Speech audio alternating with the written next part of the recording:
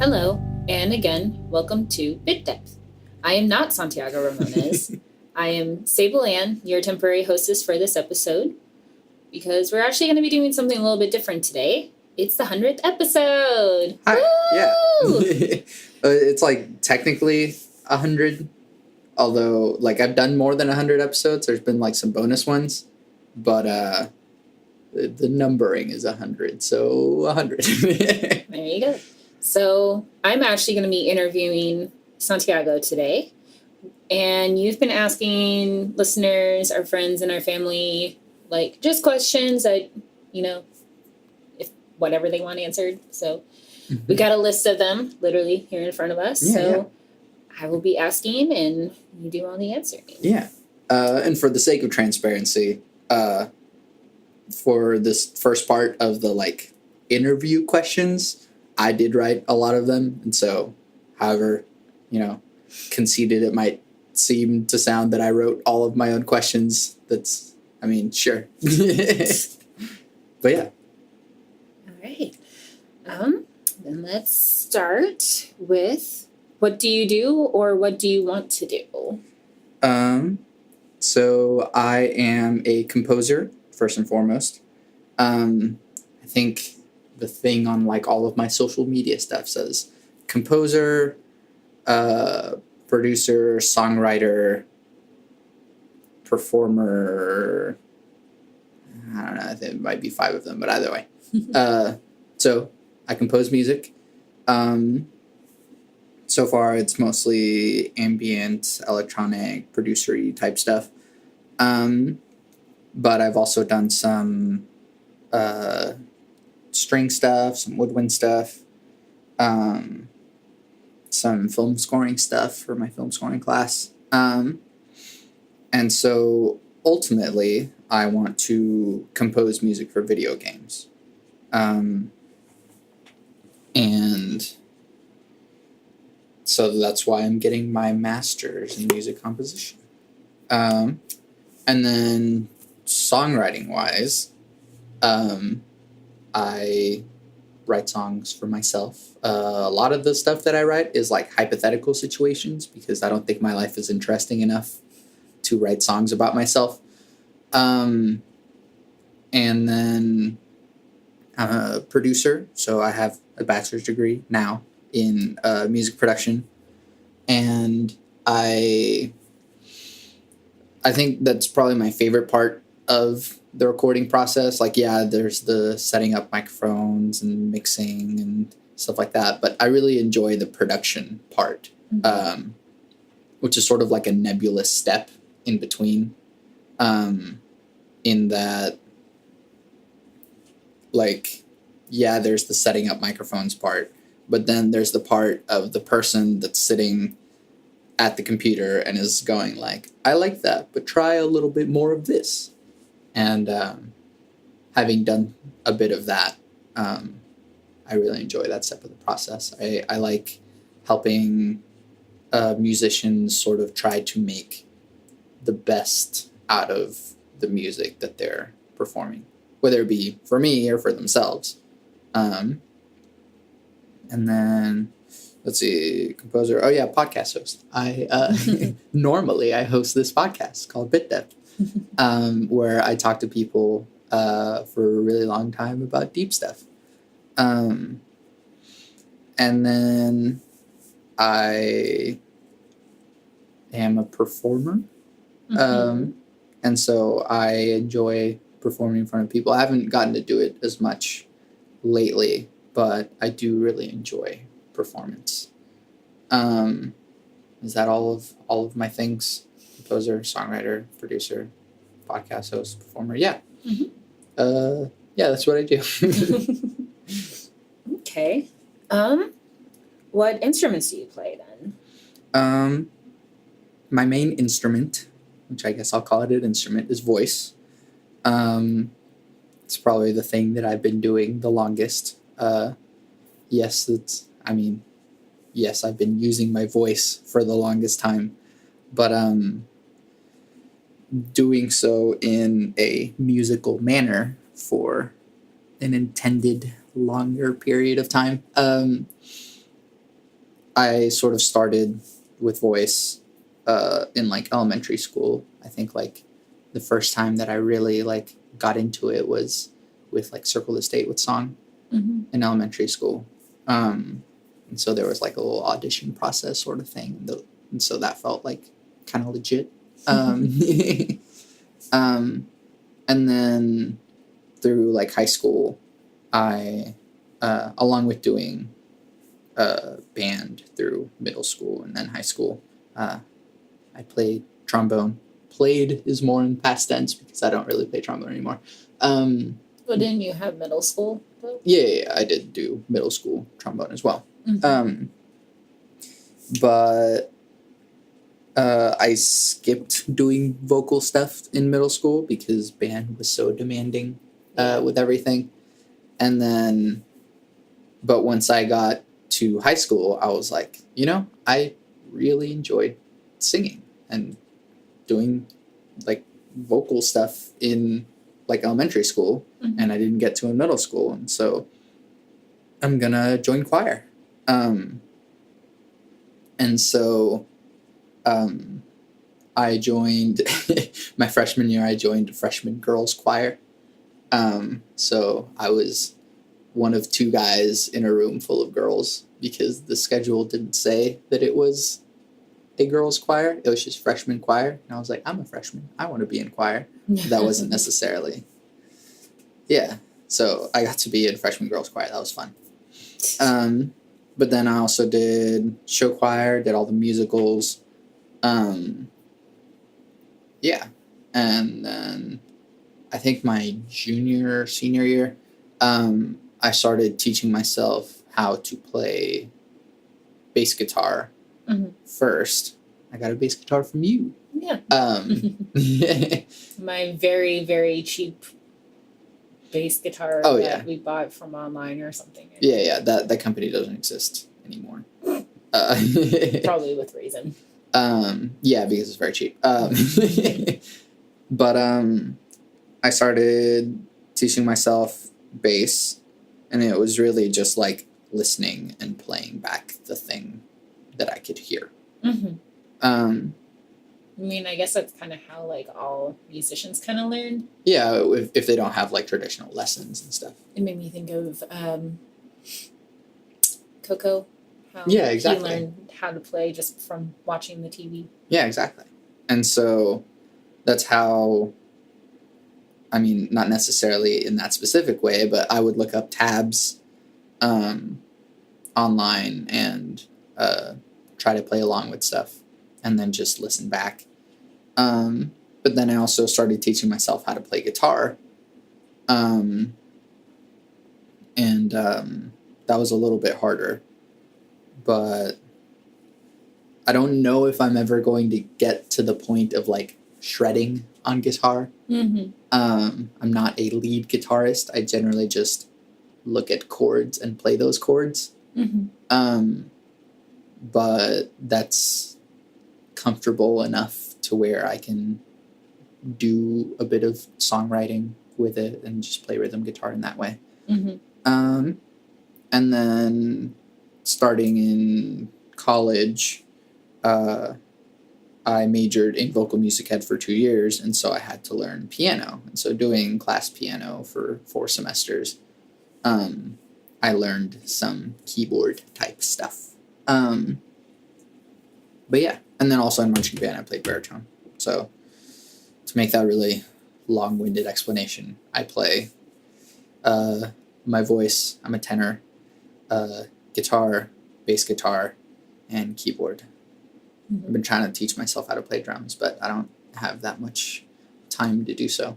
But that's hopefully if I learn to play drums, then I'll be able to play every like contemporary rock band instrument. Yeah. Cool. This is actually one of the questions I had asked.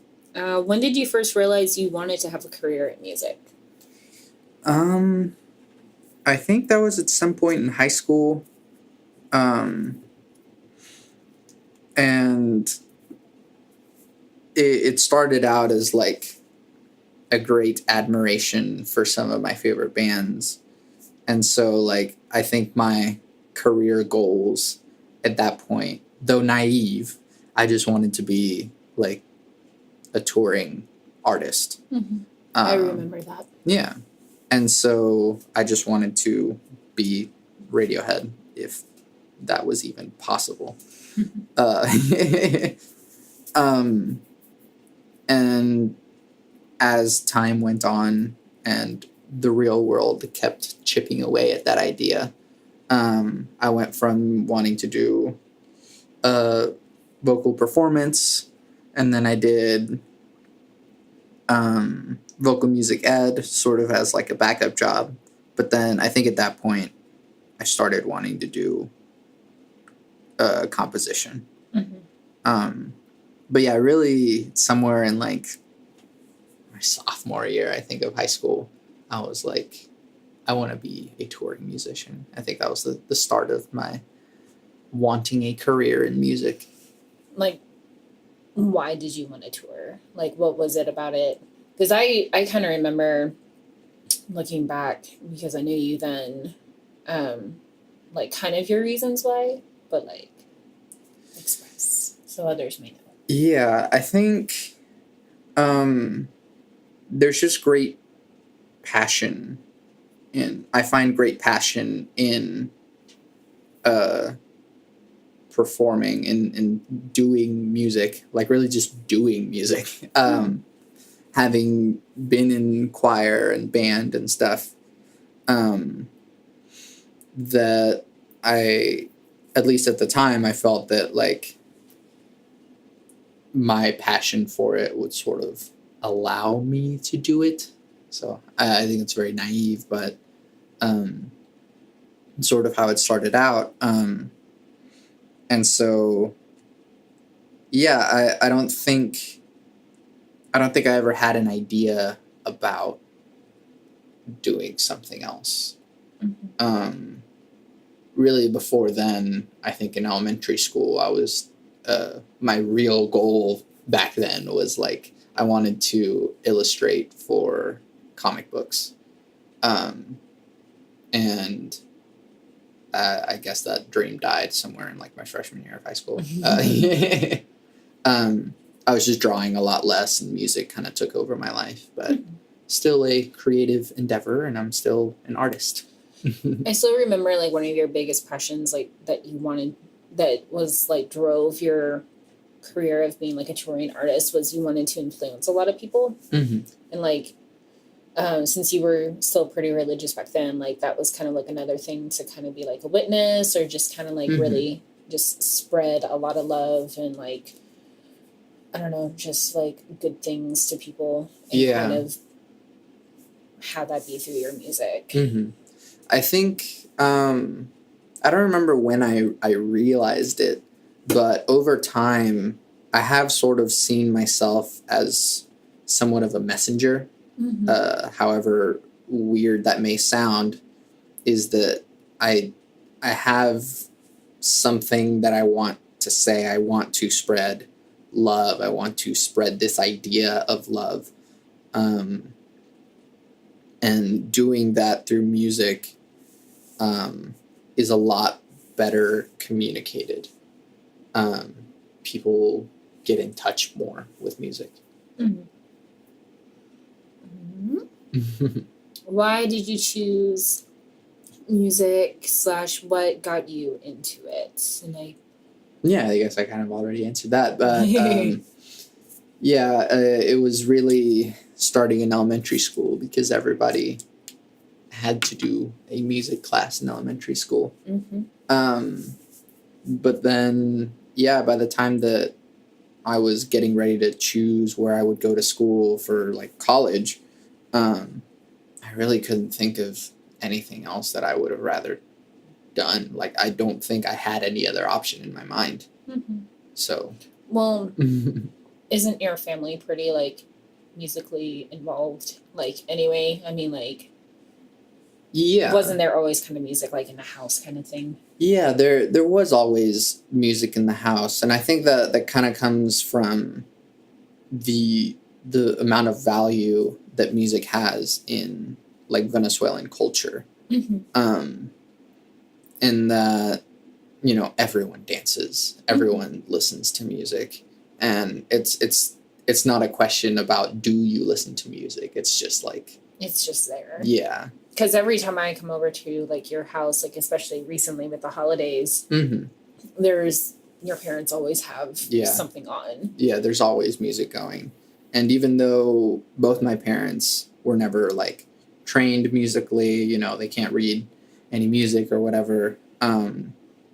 You know, my mom is a beautiful singer, and my dad has an excellent ear. And like my dad can pick up. I mean, Daniel just bought him a ukulele. Yeah, he picked that up really quickly. And I was just like, where did that come from? Right. Well, he already had some, but like he had already played a ukulele. He had one in New Caledonia. Okay, because I was like, that came out of nowhere. Yeah. I'm impressed. But even still, like he would pick up a cuatro, which is a 4-stringed Venezuelan instrument, and you know he'd just figure stuff out. And he'd just know the right notes, and without any musical training, I mean that's really amazing. That's impressive. But yeah, music has always been a part of my culture. And depending on what level you're wanting to take it, like part of my blood. But I don't really think in that way. But it's just always been a part of your life. Yeah. Whether it's always there or like whether it's like there or not, like it just is. So then the kind of like big question I know a lot of people probably ask musicians in general or just artists in general. Why not a quote unquote real job?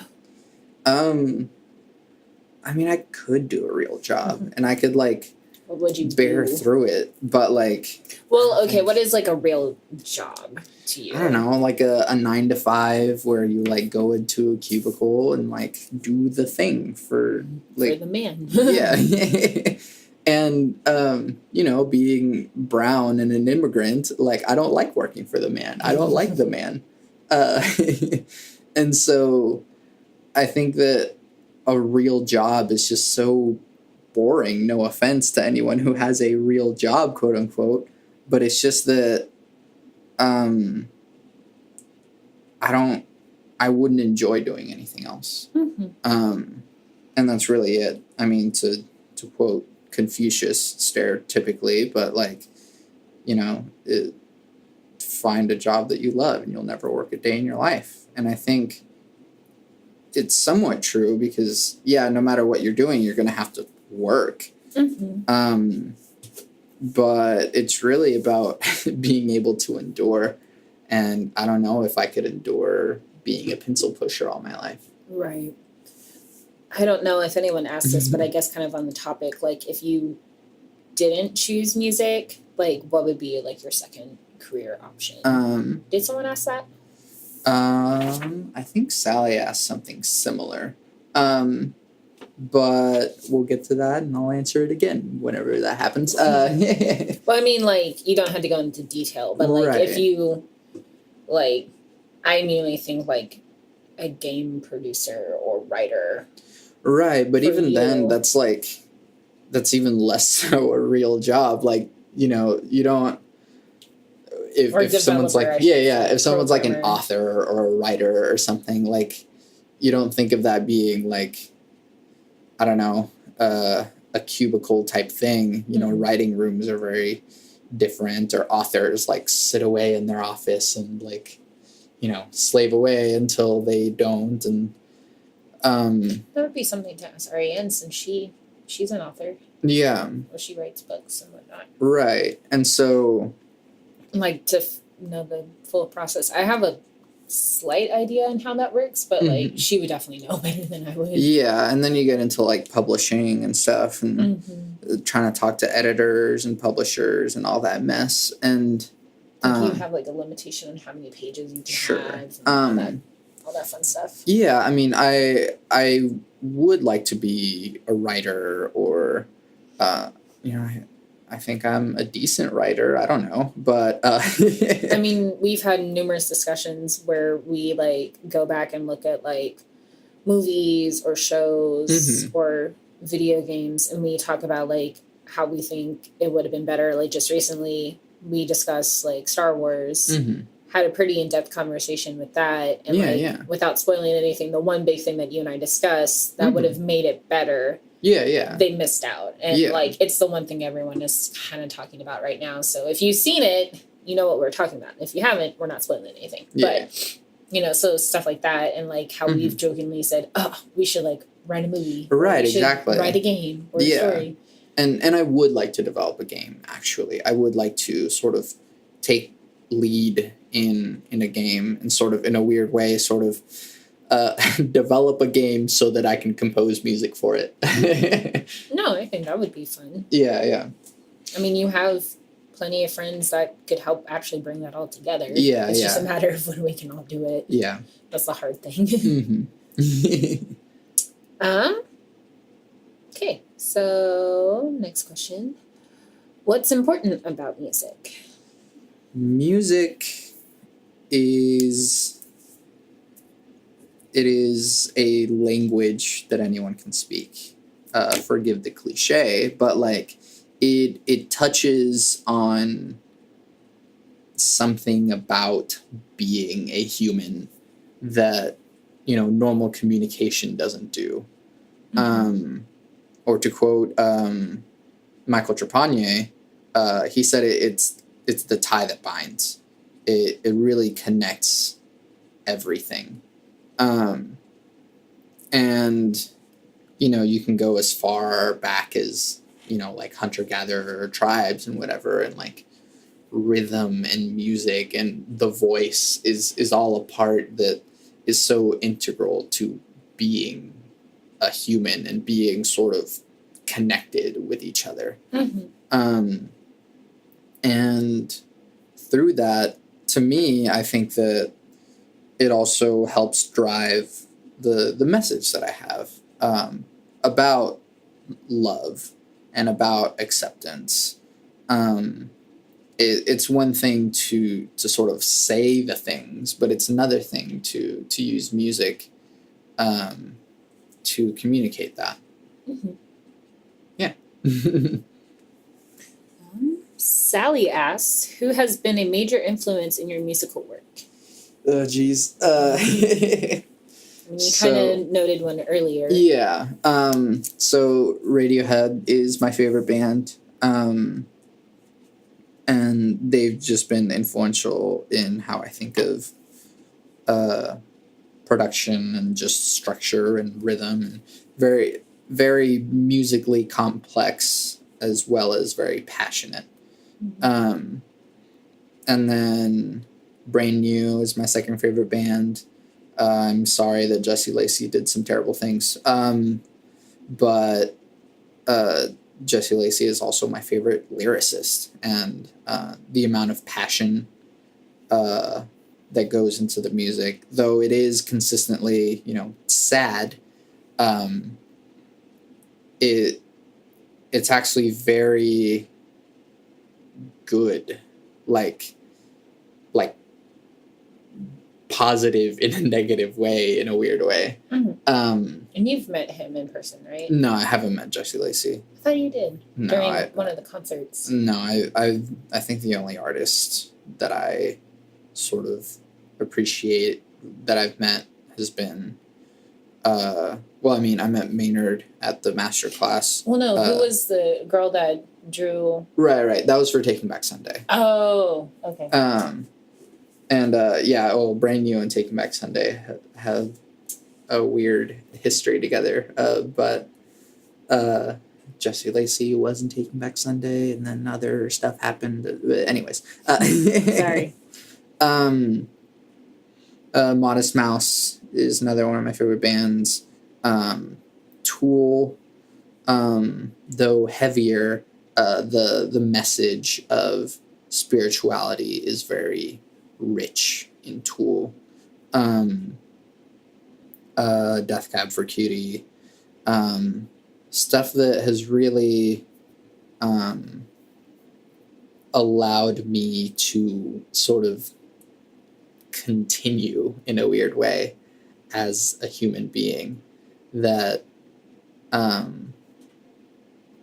all that music got me through through everything. And it still gets me through everything.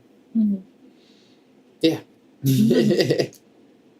How is writing songs different from composing? Writing songs, obviously there's words, but that is sort of the difference, is that, to me at least, I usually have the theme or the words themselves sort of decide what the song should be. And so, if I write an angry poem, because that's usually how I start writing songs, I write a poem, then that angry poem will, will determine heavier guitars and, louder singing, whatever that might be. Whereas composing sort of takes alternate approaches in that rather than have words sort of dictate the intent, it's sort of the intent to begin with that I start with. And so, if I want to write something that sounds like X, or for example, one of my ambient songs, I think it's Ambient 5, but it's now called Swamp. That one I started as, I want to write something that sounds like a swamp. And so that sort of dictated the composition from there. And so generally I'll have the intent and the sound will sort of communicate that. Whereas with songs, the words will communicate the intent and then the sound will sort of contribute to it. But yeah, it really is mostly a difference in words. A composition that doesn't have words has to communicate the whole message without using any words. Right. Well, still on the songwriting side of it, going on to the next question, what do you normally write your music about? You had said you do a lot of like hypothetical scenarios before. I think it sort of helps on my like writer-y side, in that I try and think of situations and communicate an idea, and by having sort of a hypothetical situation to work with, it sort of helps me to sort of say the message in a more specific way. People relate to stories, and I think I relate to stories. And so what may start out as a idea of, oh, well, how quaint is it to be a fish, then that leads me to write Koi, which is a song from the point of view of a fish. No, right. I've never been a fish, but it's really about trying to get an idea of something and then expressing it with a situation. And so that's really most of what I end up writing about is communicating situations and ideas through some sort of story as it unfolds. And so, I mean, Late has a story attached to it that has never happened to me. Red is attached to a greater story of the game Transistor. And so I really enjoy telling stories through songs. But more so than the story, it's about sort of the general theme that it's supposed to convey. So yeah. Okay. To further elaborate on that, I had asked you, what do you want people to understand about your music? Really that it's saying something. more than just something to sort of listen to and make you feel a certain way.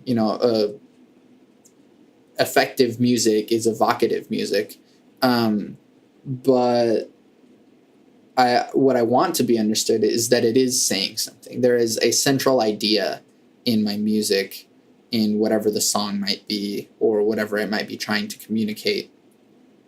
And hopefully, if you listen enough, or if I did my job well enough, over time you can really see that theme or that idea expressed in the song.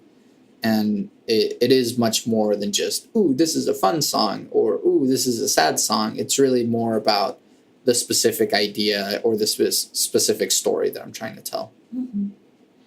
And if you get that out of my music, then I did my job well and you listened well. Mm-hmm. How do you approach your compositions? I said that a little bit earlier. I know I wrote some of these questions somewhat redundantly, but sometimes I'll start out with an initial idea and sort of communicate that through the sound of the music.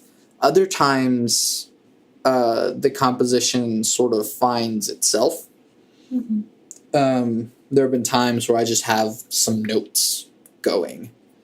And kind of like with my string quartet, that the notes were there and I wasn't entirely sure where I was going, but all I needed to do was sort of follow where the music was taking me. And really it was me taking me there, but I allowed the composition to fulfill itself. And so a lot of times, I'm trying to convey an idea. And sometimes the ideas convey themselves without my intent. Fair enough. Okay, so we're going to actually kind of talk more about video games next. What is it about video game music that you specifically want to do? So in video game music, being different from like a score, like a film score, is that, I mean, it's in the principle of the game itself, but like in a movie, there is a timeline, and that timeline happens, and the music will always follow that. And there's a level of skill to that. But then it's a different skill in a game. Sort of, you don't know if a player is going to breeze through this fight or breeze through this level, or if they're going to stand in one corner, set their controller down, and go and make a sandwich. And so making video game music takes a level of skill that is making music that is interesting enough to evoke the right thing in the right situation, but also not repetitive enough to where it gets super annoying each time that you hear it. But then it's also very dynamic, and making music that adapts to what the player is doing, what's happening to the player, is very different than matching up music to a timeline. And so that to me is much more interesting because it allows for many more possibilities. Also, I just love video games. Fair enough. What are some games that have greatly influenced you? I mean, I've already talked about Transistor, and the music was very rich in Transistor and was very important to the story of Transistor. Fable had the game would sort of feel incomplete. The whimsy of the game wouldn't be as complete without the music in it. But Fable tells a good story and puts some humor in it, but never has the humor override the importance of the story. Others, Portal and Portal 2, having a game teach you and challenge you in a way that's really rewarding and really fun, and doing so in a very creative way. Inside and Limbo, telling a complete story without using any words at all, and having all of the sounds and the music sort of be integrated, in that there is no soundtrack, and it is all a soundtrack at the same time, in Inside. And so I've really been influenced by a lot of indie projects. Stuff from like Supergiant, that made Transistor and Bastion and now Pyre. Playdead, who did Inside. Firewatch was really good. The Talos Principle was really good. Recently, Doki Doki Literature Club. Stuff like that tells a story in a way that is very engaging, but also tells the story in a way that only a video game can. Right. Yeah. Still referring to video games, how do you think video games are evolving as an art form? Because you kind of were touching base with that, that they only do something only video games seem to tell. Yeah, I think that video games are now able to tell stories and create worlds and feelings that are beyond just like a fun pastime. Yeah, they're like, a lot of games are fun, and that's really their whole purpose. But now it's beginning to look a lot more like how film is treated as an art form, or how photography or sculpture or whatever, that there really is an art to making a good game. Right. And so rather than just be a fun thing to mash buttons on, video games are now able to be art.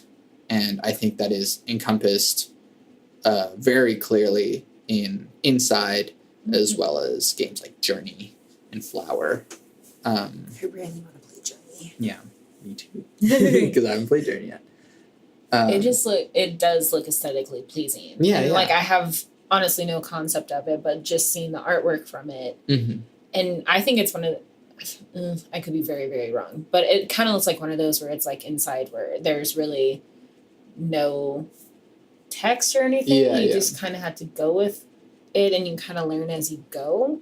But I could be very wrong, because again, I haven't really seen much gameplay, and I kind of don't want to, because I mean, I don't think there's spoilers, but I would want to go into it blind, so that way I'm not expecting something. Yeah, and that is kind of something with video games now, is that that's sort of how you can tell that games are evolving as an art form, because it's like, oh no, I don't want this thing to be spoiled. And so, go play Doki Doki Literature Club. It's free, and there's something really significant there, but I can't tell you what that is. Well, just like what we were discussing the other night, like, because I feel like it's not very popular, but you've told me that since it's been winning, like, People's Awards right now, it means that it is doing really well. Yeah. And I guess I look at it from, like, another artist's point of view of, like, I don't see too much art of it, or too many, like, artist alley kind of stuff, if you will, basically. Right. And also, I feel like I don't see too many cosplayers from it. And typically from, like, a lot of other games or something, I feel like I see it, like, within a week of its release. Right. But I feel like with this one, I haven't seen too much of it. So I that's why it confused me Yeah. as to like, is it really that popular or is it just low key popular and it's gonna blow up like Freddy's did?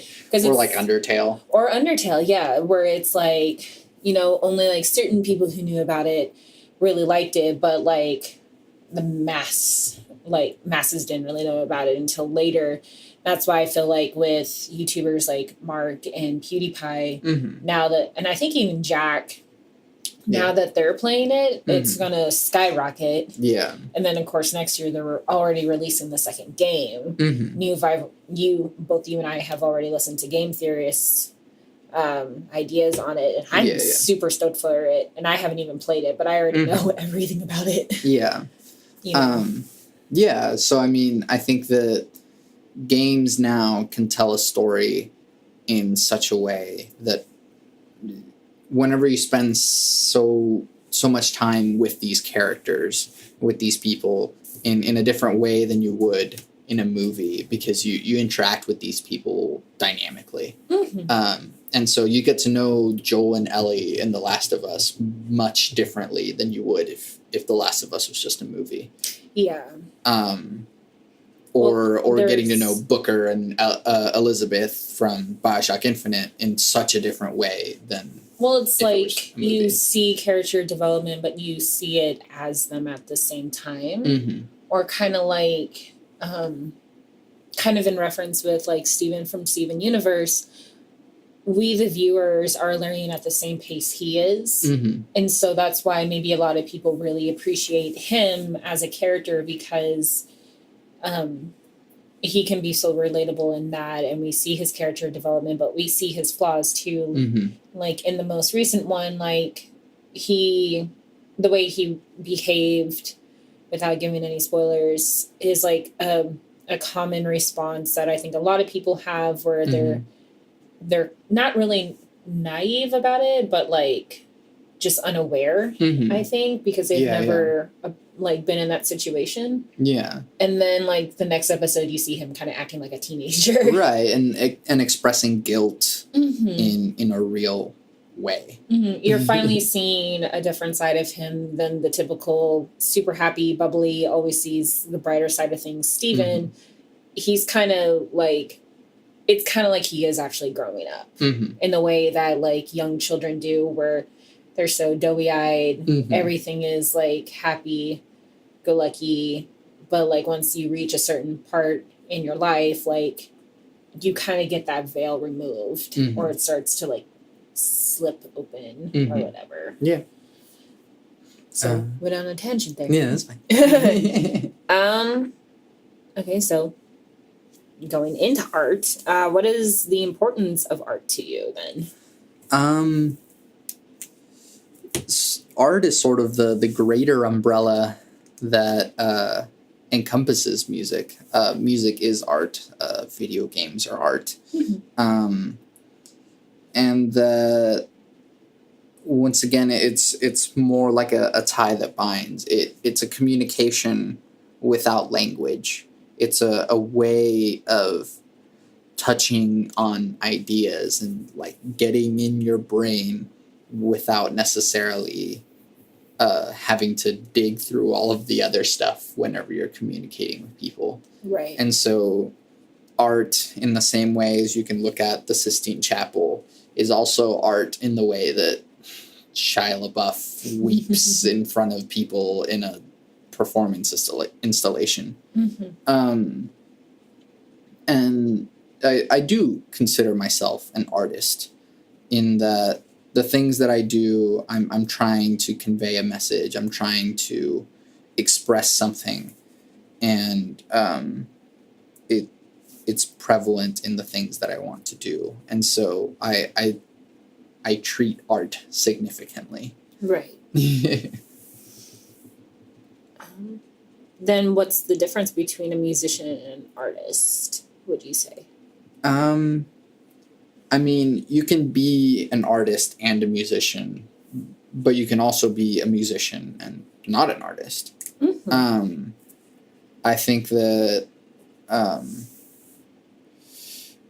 there can be a musician who just like plays their music and plays it well, and sort of like you can be a music robot in that, like, hey, look, I ingest the notes and put them out in the correct way.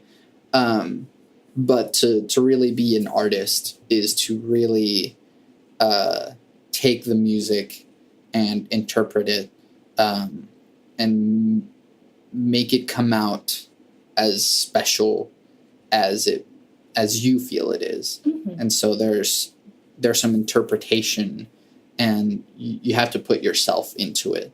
And so to be an artist, even if you're playing music that has all of the notes there, to really be artistic with it is to put yourself in it. Mm-hmm. And art is sort of, it's a human thing. Would you almost say that you could kind of relate, like what you're saying with like the conversation you've had when explaining talent versus skill? Yeah. But in a different way, because like, the way that I see talent and skill, and I guess I can explain that a little bit, is that, I mean, did someone ask that or no? no, but Just double checking. yeah, but I'll quickly elaborate on that. I see talent as sort of a starting point in the race, that if you're in a certain discipline, you sort of want to get to this finish line of like mastery. Mm-hmm. And so with a talent, you might start farther down in the race. But everyone has to develop skills at some point.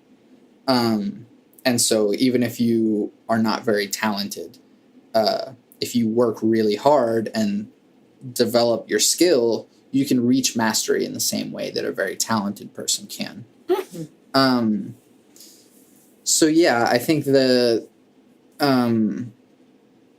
a part of developing a skill is sort of putting yourself into it, having a passion for it enough in order to continue to develop and grow, Mm-hmm. as whether it be being an artist or being a good cook or whatever that might be. There's an art to that in everything. Mm-hmm. Yeah. Mm-hmm. So you have a bachelor's in music production. What is your favorite role of the recording process? I forgot I wrote this question down and I already answered it. But my favorite role of the recording process is being a producer, and sort of helping myself or others to make their music in the best way that they can. That to me is probably one of the more important parts of the recording process, that that's where a lot of passion goes into, because that's whenever you really are with a real person putting in the music and the humanity in it. Mm-hmm. Mm-hmm. Okay, so we're going to kind of go away from the music part of your interview. Why did you start a podcast? I started a podcast because I consider myself a messenger. Mm-hmm. That's one of the reasons. The actual like foundational reason as to why I was like, I should have a podcast, is because I really like talking to people. Very true. If you know me well enough, you know that if we get talking about anything, we will continue to talk until we are forcibly made to stop talking. Whether that be time or that be it starts raining or something. The way that I communicate with people best is this good one-on-one, long-winded, deep stuff conversation. Mm-hmm. And so in starting the podcast, it sort of gave me an excuse to continue to do that with people. Because those are the most fulfilling conversations that I've had with people. And it's how I've grown closer to some of my best friends. And the people who are my best of friends are the people that I've been able to have these sorts of conversations with. And so doing that with everyone has allowed me to grow closer to people. But then the other reason is that it's really about getting perspective.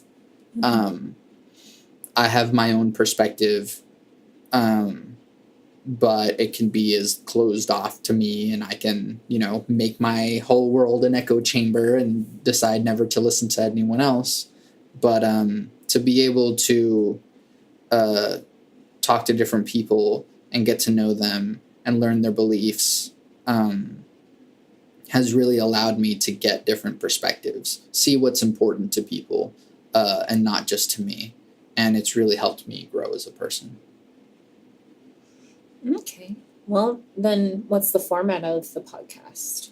So the format of the podcast allows me to, so first of all, there's an interview. And in that interview, I ask, what do you do? Because it's, easy for people to answer. Breaks the ice. And it allows people to sort of get a glimpse of who they are.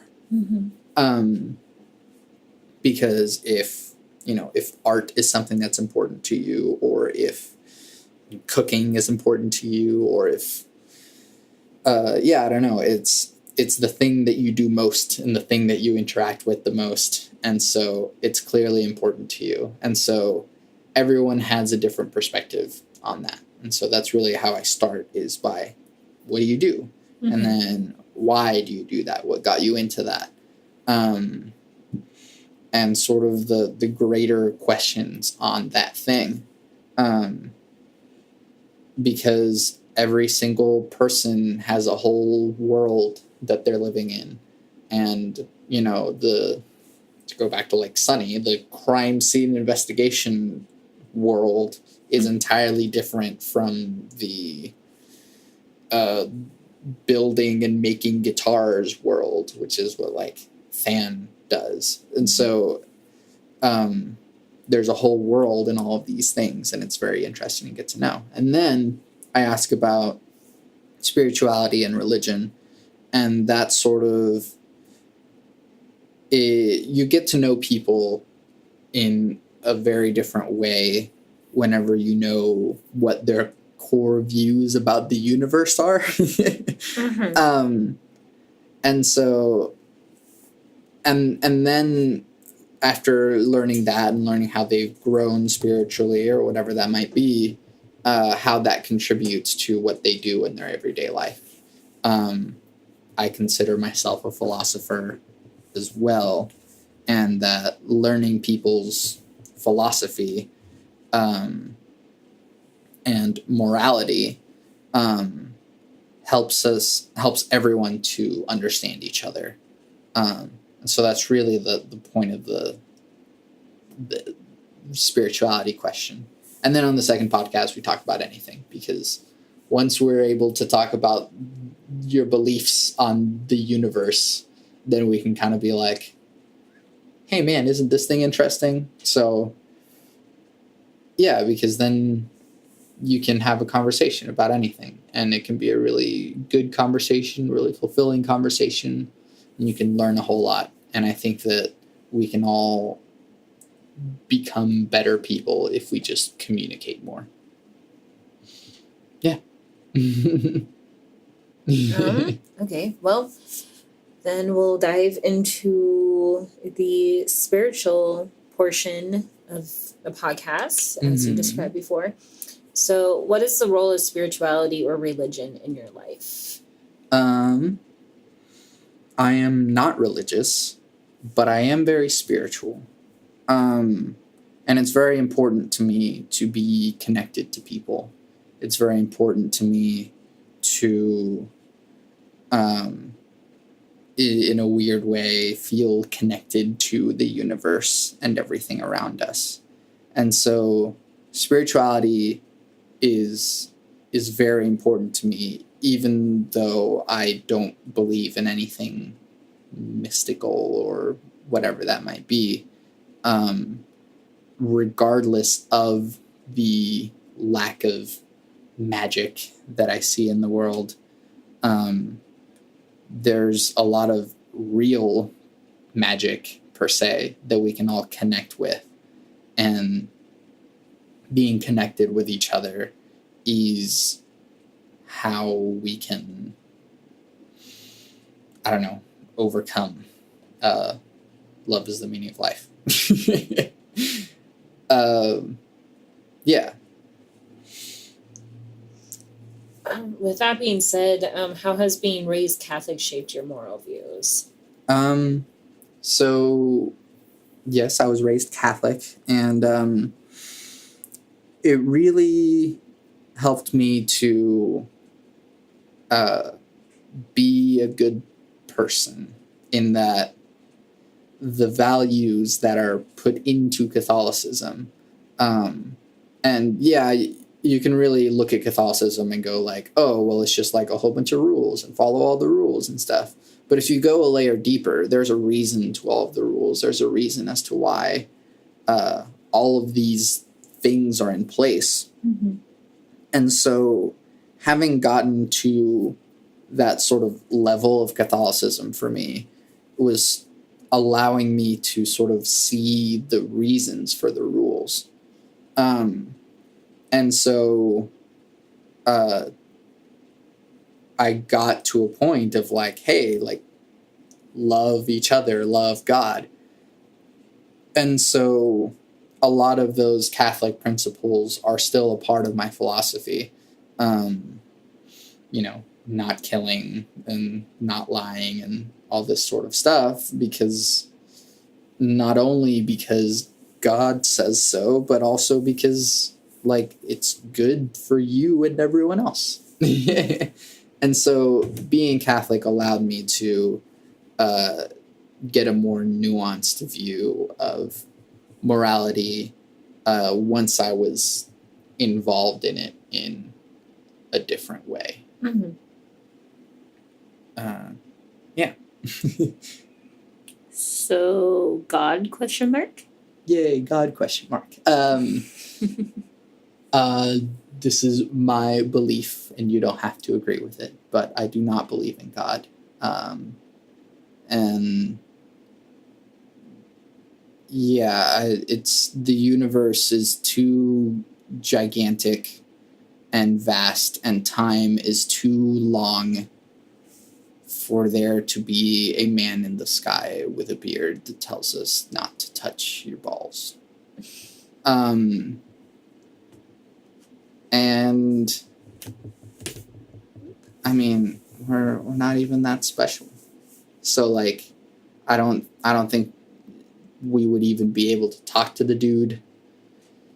But like, it just feels unlikely to me. Mm-hmm. That's just how I feel. I can't say for certainty, obviously. Nothing is ever 100% certain. But I find it very, very unlikely. Okay. Do you think like there is something there, or I mean, like, why do you think Christians, or just people, I guess, in general, whether if it's the Christian God or any God, I guess, like, bring it up? Right. I think at some point it sort of started out as like a Gaia type thing, like God is the planet. And, you know, I think that the universe, you could consider the universe to be God. The vast expanse of everything combining into the proteins and molecules and cells that we now became, and that we all come from stardust. we are all made of the same stuff. We are all each other, and we will all die and become the universe again, although we still are the universe. And so it is a good view to hold that, like, we are all interconnected by this greater thing. But once you get into like specifics and stuff, that's where it starts being a little bit more hazy. Would you almost say it's kind of like the concept that they brought up with like Futurama, where it's like just this entity that could have formed life as we know it, not necessarily like personifying it as like this white-haired, bearded old man in the sky on a cloud kind of thing? Right. Because I do like that idea, I think, a little bit more. Instead of like, because we only know beings as ourselves. Right. So like immediately we personify God as the white-haired, bearded man in the sky. Because that's all we know. For all we know, he could look completely different. Right. Or be a she. Or not have a gender and just be a thing. Yeah, and I think that it's natural, to use that word incorrectly. It's natural to personify and anthropomorphize things that we see around us. The river seems alive, and so you call it she, and then you name the river, and then at certain times the river has different behaviors and it behaves like a human. And so we So would you say you believe more kind of like spirits, like things have a spirit, kind of like in some religions, like everything has a spirit, so like every like part of nature or every animal, kind of like I'm forgetting my names right now, but like the religion in Japan, Shinto. Thank you.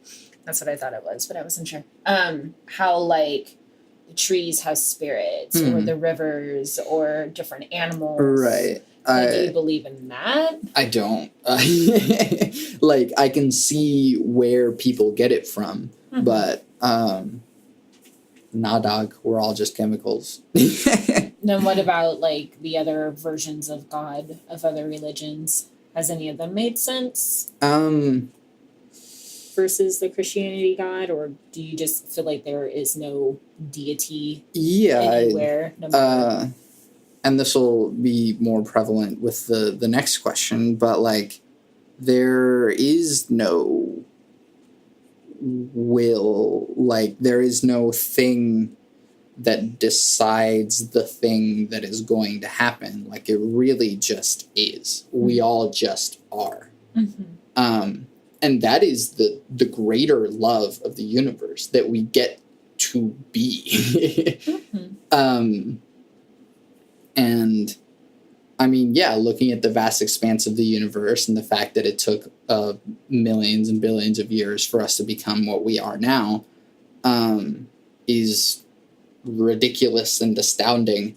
And it's beautiful, and it's all love. The universe creating people that can experience the universe is weird, but it's love. The fact that we can be here and love. But there is no thing, no being that decides or moves our things. We all just are. To me, that is. Right. Then free will? Question mark? So I don't believe in free will. And of course, I always have to explain this in a sense that just because we don't have free will doesn't mean that we don't decide what we do. We definitely do decide what we do. Every choice that you've ever made has been your decision. It's just that every choice that you've ever made has been contributed to by a previous factor. Right. And so every choice that you've ever made is exactly the choice that you would have made. And every choice that you're going to make is exactly the choice that you're going to make. And even if you decide to go, ooh, I know this is the choice that I would normally make, so I'll do this choice. It's like, yeah, that is the choice. That is exactly the choice that you would have made as well. So none of those whole like predestined or like the whole question like, do you think you can outthink God in your actions? I know that was like a big debate that we had in philosophy class. Like, can you do something where God, quote unquote, didn't see it coming, kind of thing? Like to you, right. Like to you, you think no matter what, like that was what was going to happen regardless. This is what's happening. We are what's happening, and everything, all of your chemicals in your brain, all of the genes, every experience that you've ever had contributed to everything that you have been and everything that you're going to be. And it's not a hopeless notion. It's just more of a factual notion to me. And so, yeah, what it allows me to do is, in a weird way, have more empathy towards everyone. Because, in a weird way, it's not their fault. Nothing is ever really anyone's fault, because they are just doing exactly that which the universe calculated them to be. And so whenever a criminal does something, it's not, you are bad, you should be punished. What we should do instead is go, what happened in the environment to make this person happen? And what can we do to the environment to make sure that this doesn't happen again? And we should do that with every person that is hurtful to society. We should be engaged and take care of one another and make sure that everyone is educated, everyone is caring, because if not, that is the formula that the universe makes. And so, yeah, if you take a dog and you continually beat him or her, of course that dog is going to become very skittish and then will just bite anyone, because it's not their fault. That's what they were raised to be. Right. And so are people. Yeah. Excuse me. So then what led you away from religion? At some point, I felt as though religion didn't love enough. I think that while religion may proclaim a sort of universal type love, at some point people start devaluing each other for not following the rules well enough. People start judging each other for not following the rules well enough, or judging each other for following the rules too well. And I really felt as though having these sorts of judgments about this person, if they do these things, they're going to go to heaven, or this person is going to do these things and they're going to go to hell. And I just think there wasn't enough love in that. It's not loving to bring someone into the world and make all of their life experiences and all of their genes turn them into a bad person and then put them in hell for all eternity. Like, that's not their fault. And so the initial spark was I wanted more love. But yeah, the more that I learned about science, the more that I learned about the way that people work, just the more that I learned led me to, rather than choose to not believe, it's more that I didn't have a choice about whether or not I believed. You can't just flip your beliefs on and off. It happened to me. I eventually kept learning about more things that led me to not believe. Mm-hmm. Well, I mean, I think it's fair to say that your beliefs do turn on and off. I mean, I can definitely speak for that, and I've always heard the term saying you're going through a different season in your spirituality Mm-hmm. because, maybe one day you're super hyped and with God and everything's going your way, but then of course you have days where you start cursing at his name, Mm-hmm. or like you just suddenly have doubt. And Mm-hmm. I mean, I definitely applaud the people that are consistent and have that kind of faith. And, but I understand that's not for everybody Mm-hmm. because everyone is different. Everyone's raised differently. Everyone has different views on it. Right. And whatnot. But, like, I do think it's fair to say that it can be switched on and off. It just depends on the person. Mm. I think to kind of have it remained off, either like that's more of an inward thing, a more personal thing. So like for you, if you feel like there just wasn't enough love coming from it, maybe that's like what just officially cut it off. Mm. Or I know we've talked about it's kind of the hypocrisy of it all Mm-hmm. has been a big role as to maybe why. Mm-hmm. And I can even say that's kind of one of the things for me is the hypocrisy. Mm-hmm. But I mean, again, it just depends on the person. Right. I do think that for me, I never decided. There was never a decision moment where I was like, "Yep, I decide that I am done."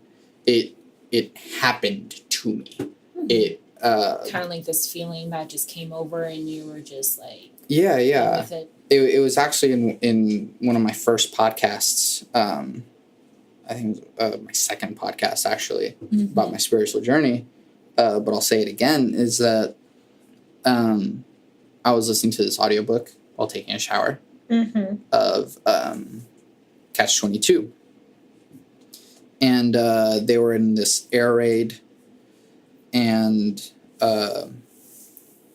one of the people on the plane had been hit with shrapnel. And the main character goes to this person, and it's like, "Oh my gosh, like, what do I do?" And the guy's like, I'm cold.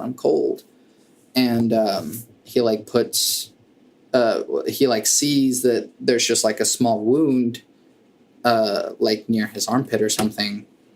And he like, patches that up real quickly and puts like his parachute over him. It's like, oh, like, this will make you warmer. And he's still like, I'm cold. But then he like pulls his like suit away. Mm-hmm. And like there's this big like open like gash, and like his guts are spilling out. Ooh.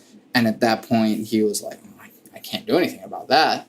Mm-hmm. And it was really at that point where, in combination with all the other things that I had been reading about and learning about and stuff, it was at that point that I was like, there's no Satan. It's just us. We did the war thing. Mm-hmm. I mean, you'll have people say like it's Satan that tempted us, or like that like voice inside your head that tempted us. But I mean, again, that's just one belief. I Right. don't believe it, but yeah. But that was really the thing that happened to me. That was that moment whenever I was like, oh, I have no choice anymore. This is just what is my brain now. And that, yeah, I didn't have a choice in that matter. It just happened to me. Now it just kind of like the switch just kind of Yeah. happen. But yeah, I don't flip that switch. Mm-hmm. Yeah, I can't control that. Mm-hmm. How can you be without a God and still have moral? Yes, the quintessential atheist, amoral thing. Existence and consciousness still are what they are, regardless of whether or not there is or isn't a God. And so, in order to make existence better for all of those that are conscious, we should behave in such a way that benefits people. And so I like enjoying existence, and I would hope that other people, like, it makes me enjoy existence even more whenever other people enjoy existence. And so, regardless of there being a God or not, I care about people. I have no choice about caring about people. And so behaving in such a way that helps people is sort of my moral guideline. And so, yeah, it doesn't have much to do with God. I don't believe in God, and I don't fear God, and I don't necessarily do or do not do what God says because God says so, but I do what is moral and help people because I want to make existence better for everyone. Yeah. You said that you dislike all religions. Why is that? Yeah, I have a certain distaste for religion in general. And it is because of the one, the unwillingness to adapt. There are religions that do adapt, but in general, you know, God is eternal, and this is his unchanging word, with the context of Judeo-Christian religions. But then it also applies to lots of other religions where it's like, this is the thing that has been set, and we will not change that. That does not change. And so that is just asking for stagnation, asking for trouble. And unless you adapt with the universe's changes, the universe is going to eat you whole. And so sticking to traditions that over time we've come to realize are harmful and hurt people. Like what? Female genital mutilation through Islam, and other religions, in that they cut off the clitoris of females so that they can't enjoy sexual pleasure in, the best way. And that is barbaric and morbid. And there's no reason for that anymore. And there's never been a reason for that. And to hold on to a belief, and no, not every person that believes in that religion believes that, but that is something that people do, and that's not a good thing. Mm-hmm. And so if you're allowing a belief system to exist, and that belief system allows horrible things to happen, encourages horrible things or allows horrible things to happen, then it's really just not helping anyone. And so, the Old Testament is pretty morbid in the Bible. The Hadith is pretty morbid. The Bhagavad Gita talks a lot about war. And all these sorts of things that, religion might encourage terrible things at times. And yeah, people adapt and become less strict about those things, but it's still there. Mm-hmm. And it gets kind of scary. Valid reasoning. Give a short explanation of your 3 things. Yay. So, love never fails does come from the Bible. It's 1 Corinthians 13, 4-8. Love is the meaning of life. If it's not the meaning of life, it is my value judgment to make it so. That by having love be the meaning of life, we can be the best to each other that we can. That, like I said earlier, that the universe being what it is, infinite and vast, in both space and time, in making conscious creatures that can experience, we are the universe experiencing itself. And that is a massive amount of love. To be able to experience is the greatest of love. And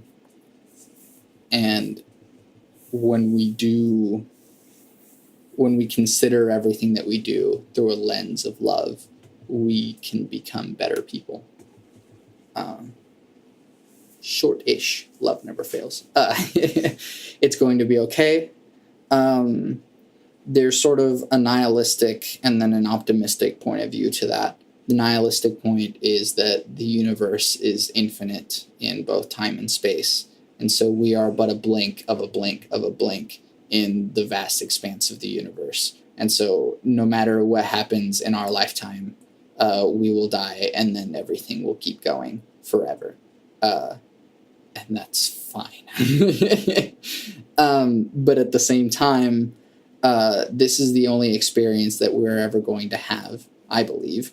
I don't believe in an afterlife, and so the sooner that we make things okay to ourselves, the better that we can be. And so if a bad thing happens to you, you can either go, oh no, this is so bad, I would rather not live anymore. And then you die, and then cool, all of the suffering is done in your life now. Now it's okay. Or you go, well, this sucks, but I have to get over this and learn from this experience and grow as a person and then be okay. And then you're okay. Mm-hmm. So no matter what, whether you like it or not, it's going to be okay. Hopefully you continue to live your life and make it okay for yourself and make it okay for other people. But yeah, no matter what, it's going to be okay. And then I might be wrong.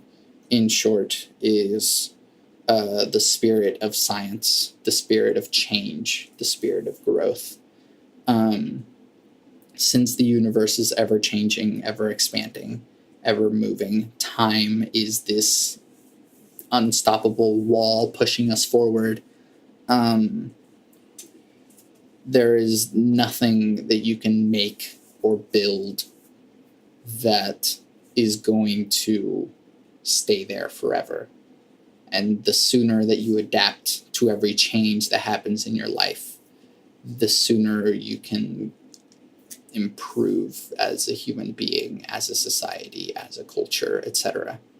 And And so just accept the fact that everything that you hold dear might be incorrect. And that's fine. And then love more. Yeah. And so those three things sort of keep me moving forward, keep me trying to be a better person. And no, I'm not perfect, but I try my best to be, and those three things are very important. Yeah. What is your view on the current political situation? It's all shit. The fact that we as a society, as a culture, have allowed ourselves to accept the beacon, the archetype of selfishness, does not bode well for all of us. And the sooner that we can move forward and accept each other and love each other, the sooner that we can get past this weird moment. And yeah, I guess at some point in history books, we'll look back and be like, man, wasn't that weird? We elected a cartoon character as president. And then we'll be like, glad we're not going to do that again. Yeah, or we'll all die in a fiery hellhole, and that's just going to happen. Neat. Either way, it'll be okay. Yeah. What do you propose as an alternative to this system? Oh, yay. So I'm somewhat of a, as Terry calls it, a gay space communist. In that I do find government and religion and economics and everything to be all sorts of stupid. And in order to survive on planet Earth, we have to acknowledge the principles of science. And so, first of all, we should take count. This is all the Venus Project, or greatly based on the Venus Project. Mm-hmm. First of all, take count of all the resources that we have, and be able to gauge, okay, well, how many people do we have? How many resources are available for all of these people? And then where it differs from like communism, in that communism says like there is no wealth, there is no possessions, everything belongs to everyone, and it will be redistributed by the government, which seems neat, but you can't trust the government. And so to me, rather than have a government, a group of people, or a one person judging where resources should and should not go, rather than that, it would be a big old calculator that goes, this is how many resources humans need. This is how many resources we have. Regardless of your opinion or your bias or whatever, this calculator says you get this many resources. It doesn't matter. And then through using technology to be able to advance energy and food production and just efficiency and sustainability, using technology to achieve a post-scarce society where there is no scarcity, there would not be a problem in redistributing all of the resources because there would be abundance.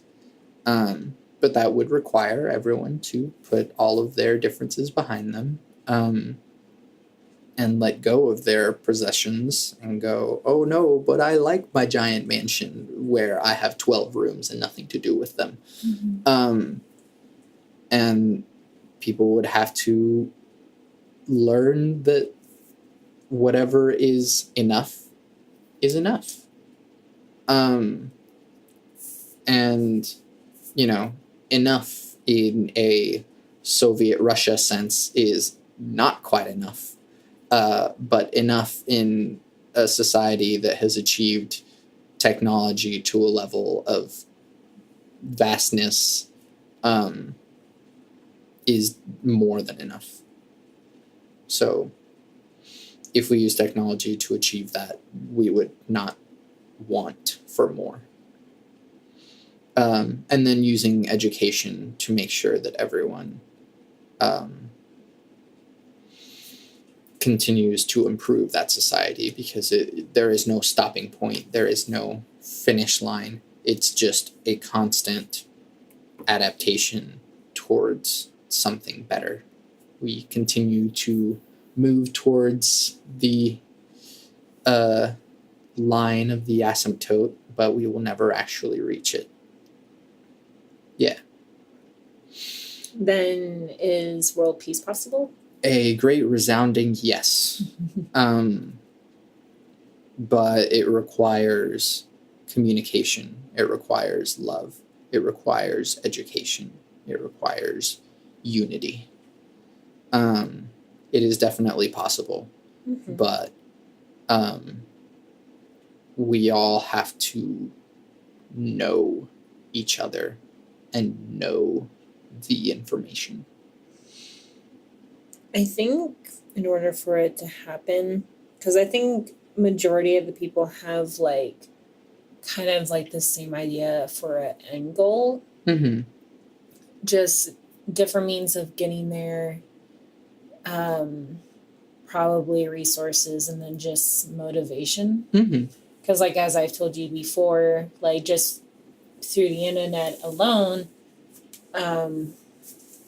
we all kind of share like a common brain in a way of like how things work, or like especially for our generation, since honestly I still don't know if we fall under millennial or not, but regardless, older generations do look down on us, thinking like, especially during the election and everything, they looked at us as if we don't know anything and that we're wrong, they're always right because they're older, they've been through more.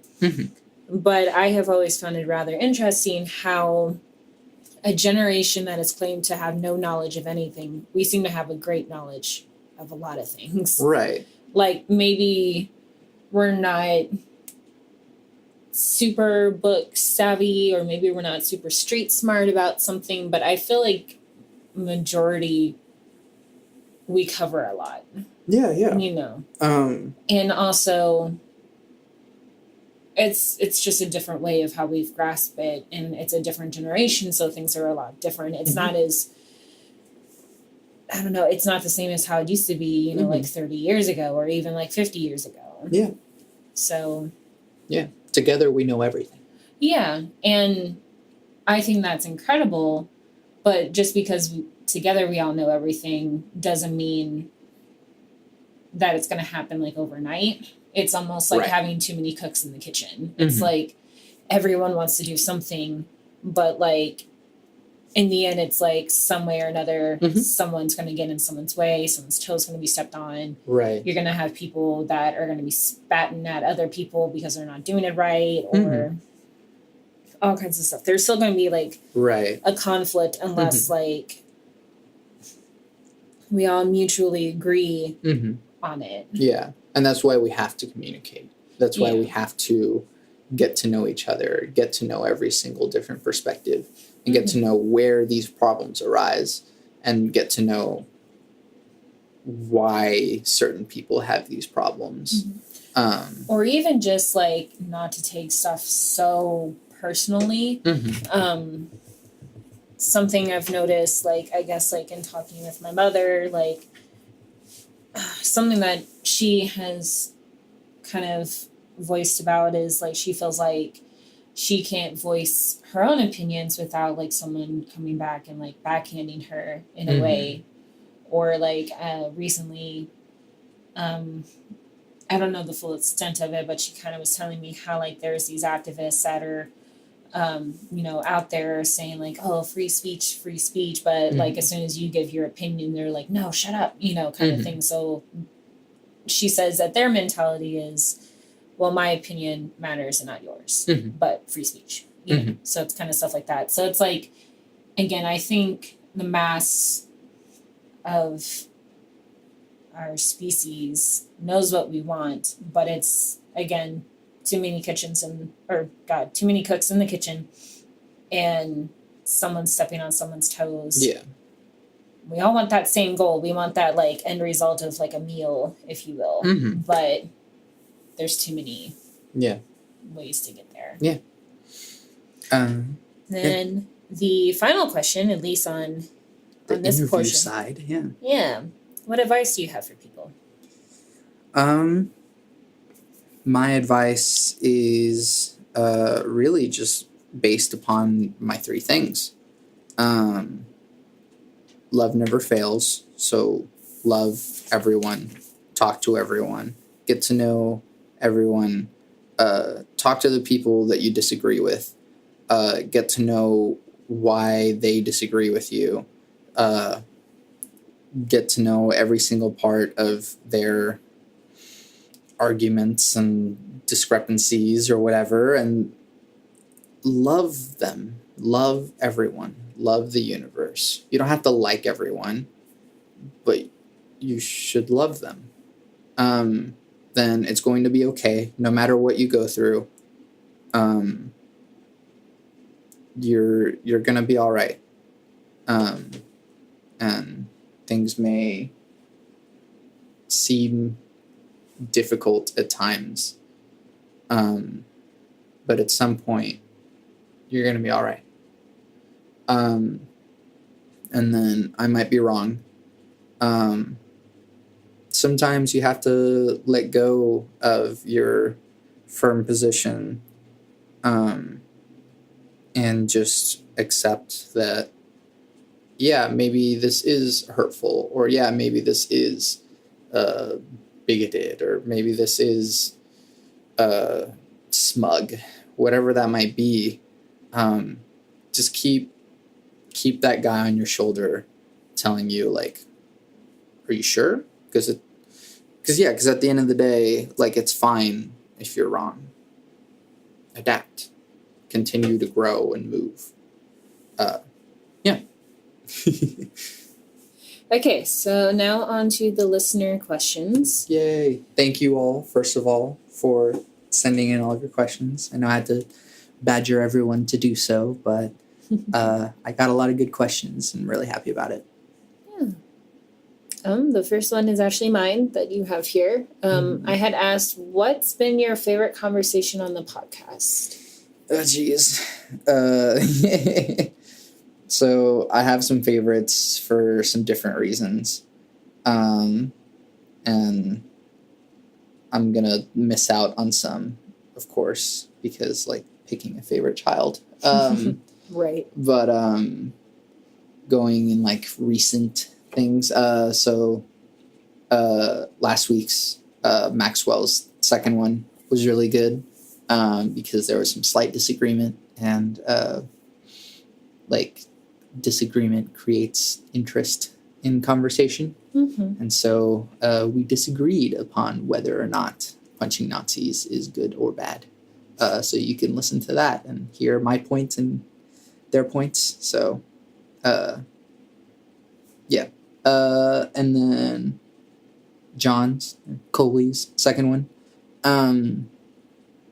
Because, again, there was some slight disagreement, but it was also very productive to have that conversation. It was very interesting. It was about Christianity in the modern world.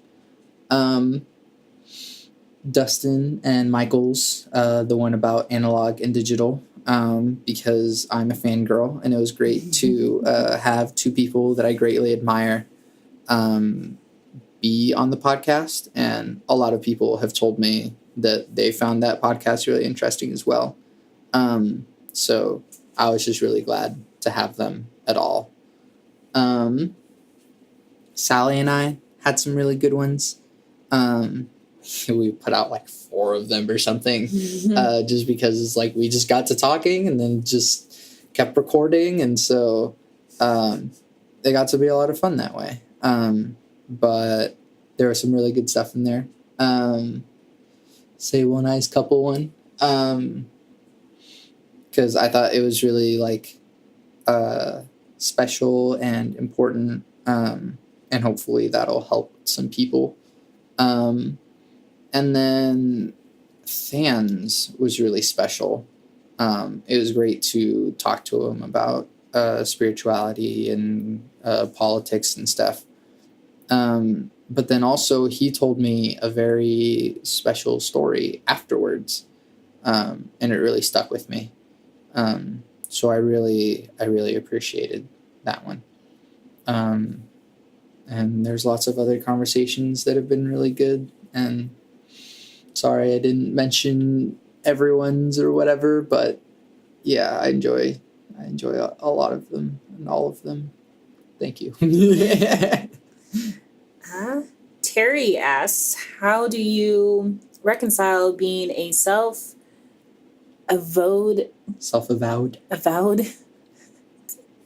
communist? Yes. And also advocating some aspects of Classically liberal. Yeah. That.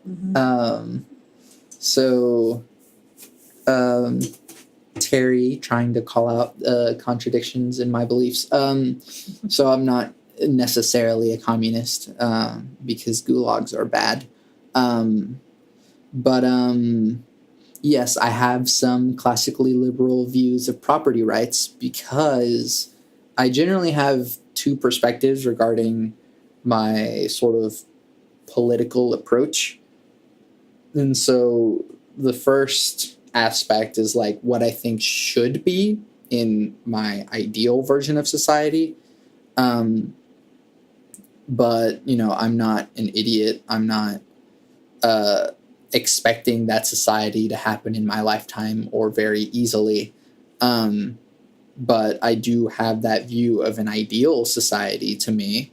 But then I also have to be practical. And so I also acknowledge what would be more manageable or more practical within this society. And so having some classically liberal property rights, or just classically liberal things in general, like, oh, should a conservative Christian be allowed to bake a gay wedding cake? And it's like, or be forced to bake a gay wedding cake. And it's like, no, that's messed up. And that's like, that's a libertarian point of view, but within this society, like, yeah, that it makes sense. If you have to apply values in universals. And so if you're going to force people to do things against their will, then you're going to allow everyone to do things against their will. Or if you're going to not allow people to do things against their will, then, hold on to that as well. Yeah. Terry also asks, how do you feel about the direction Gen Z is going politically? Is that part of the question? Yeah, well, it's more like a fact. Do you want me to read that part? Yes. Okay. Yeah, so projections suggest that they will be moderate Republicans or libertarian on average as a cultural response to the millennial infatuation with socialist ideals. Yeah, so I think that it's fairly reasonable for the next generation to sort of fight back against the sort of regressive liberalism that has been happening politically. And, I also agree that there should be some fighting back as far as, again, you have to be consistent if you're going to make values. And so if free speech is a value, then make it a universal value rather than free speech, but only to those who are less privileged, or free speech, but only to those, et cetera, et cetera. And so while I'm not necessarily happy about the fact that more people are going to be more generally selfish by the way that libertarian values tend to go, I'm looking at you, Ayn Rand. I think that, it does make sense for there to be a sort of response against the liberal and regressive liberal views that have been so prevalent lately. But I do think that more people should care about each other. So that's also important. So I hope that people still care about each other in the next generation as well. Yeah. Next question. Sus asked 2 questions. Why do my farts hurt sometimes? You want to go ahead and answer that now? Well, maybe you should wait to heal up before you fart again. I don't know. I don't know what kind of stuff you do with your butt, but just take it easy, man. He also asked, how do you think your podcast has evolved from the first one, and what have you learned? Okay, so I think, first of all, I've grown as a person. Mm-hmm. I had this initial intent of, doing this podcast, talking to people, getting to know people in that way. Mm-hmm. And so I've gotten better at like talking to people. But also, I've gotten better at asking the right questions. And so, like, if you listen to some of the older podcasts, Mm-hmm. The questions that I'd have were like, well, the start of like the second half of the interview was more like, what do you believe? And that's like really difficult to answer. Mm-hmm. And while I ask difficult to answer questions, it's not so much about asking difficult questions. It's more about questions that encourage conversation. Right. And then another thing that I've learned is preparation is important. If I know a little bit about the guest, I will write down questions beforehand. But honestly, it's more about like mental preparation.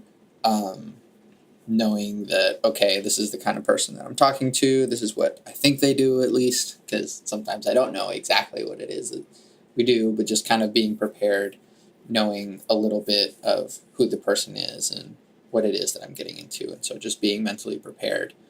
But also, like, you can't always be prepared. So sometimes stuff happens, or sometimes a good question pops up, and everyone's human. And so really just going with the flow as well. Okay. Campbell asked, do you think there's a reason why bands slash musicians get better with time, but movies are always seen to never hold up against the original in the intellectual property? And do you think the same thing could happen with music? Sort of like better sum up that question. Bands and music gets better with time, but movies always kind of seem to like make, newer versions or whatever, and then like you kind of look at the newer version and it's like, ugh. Like reboots? Yeah. Like Ghostbusters or like the Star Wars, like Anakin trilogy. And yeah, I think music gets better with time. Probably there's like the sake that like the bands were in their more like pure form whenever they're starting out. And then kind of in the same way that like movies were. But bands also like continue to change and make more stuff over time, and so they evolve as people. Although, I mean, sometimes it doesn't happen and they just like sell out or whatever. But usually like their old stuff still holds up. And then if they're still a good musician as they go on. I think Radiohead has always been very, very good. And even their most recent album is still very, very good. But then you look at, stuff like the new Ghostbusters or whatever, and it's like, ugh, this is like a weird, soulless version of the thing. I haven't seen it. Yeah, well, I seen haven't any either. of them. But that's what I've been told. And so, really, it's more that, like, remakes are trying to cash in on, like, nostalgia. And Yeah, we've kind of learned that a lot lately. More so, I think, within the past 5 years. yeah. Just with movies in general, like, again, the reboots of just anything or remakes of anything. Even, like, the live-action Disney fairy tales. Yeah. I haven't seen it, but Maddie actually just went to go see Jumanji yesterday with her family, and she actually really liked it. They do kind of make a nod towards Robin Williams' character, but she didn't say how. But she said, like, it's not as, like, kid-friendly, but, I mean, when you have the type of comedians in it, it makes sense because they're not... Well, Jack Black is. Kevin Hart is a little bit more adult-friendly than no, Jack Black is in Tenacious D, and that is a whole lot of... Well, I know, but I mean, like, he's done, like, a lot of kid stuff before. Right, yeah. And he's capable of doing kid stuff. Yeah. And then, yeah. Tenacious D has a song called Fuck Her Gently. So, you know. I haven't listened to too much other than what you've showed me, so... Yeah. But, yeah, movies really cash in on IP because it's much more risky whenever you're making a $1 million production. It's really risky to, make a new IP and try and expect people to go ahead and see it versus if you put, the name Jumanji on it. Yeah. Even though that movie would probably be fine on its own, but in order to make sure that people, go and see this movie, right, they put the Jumanji name on it.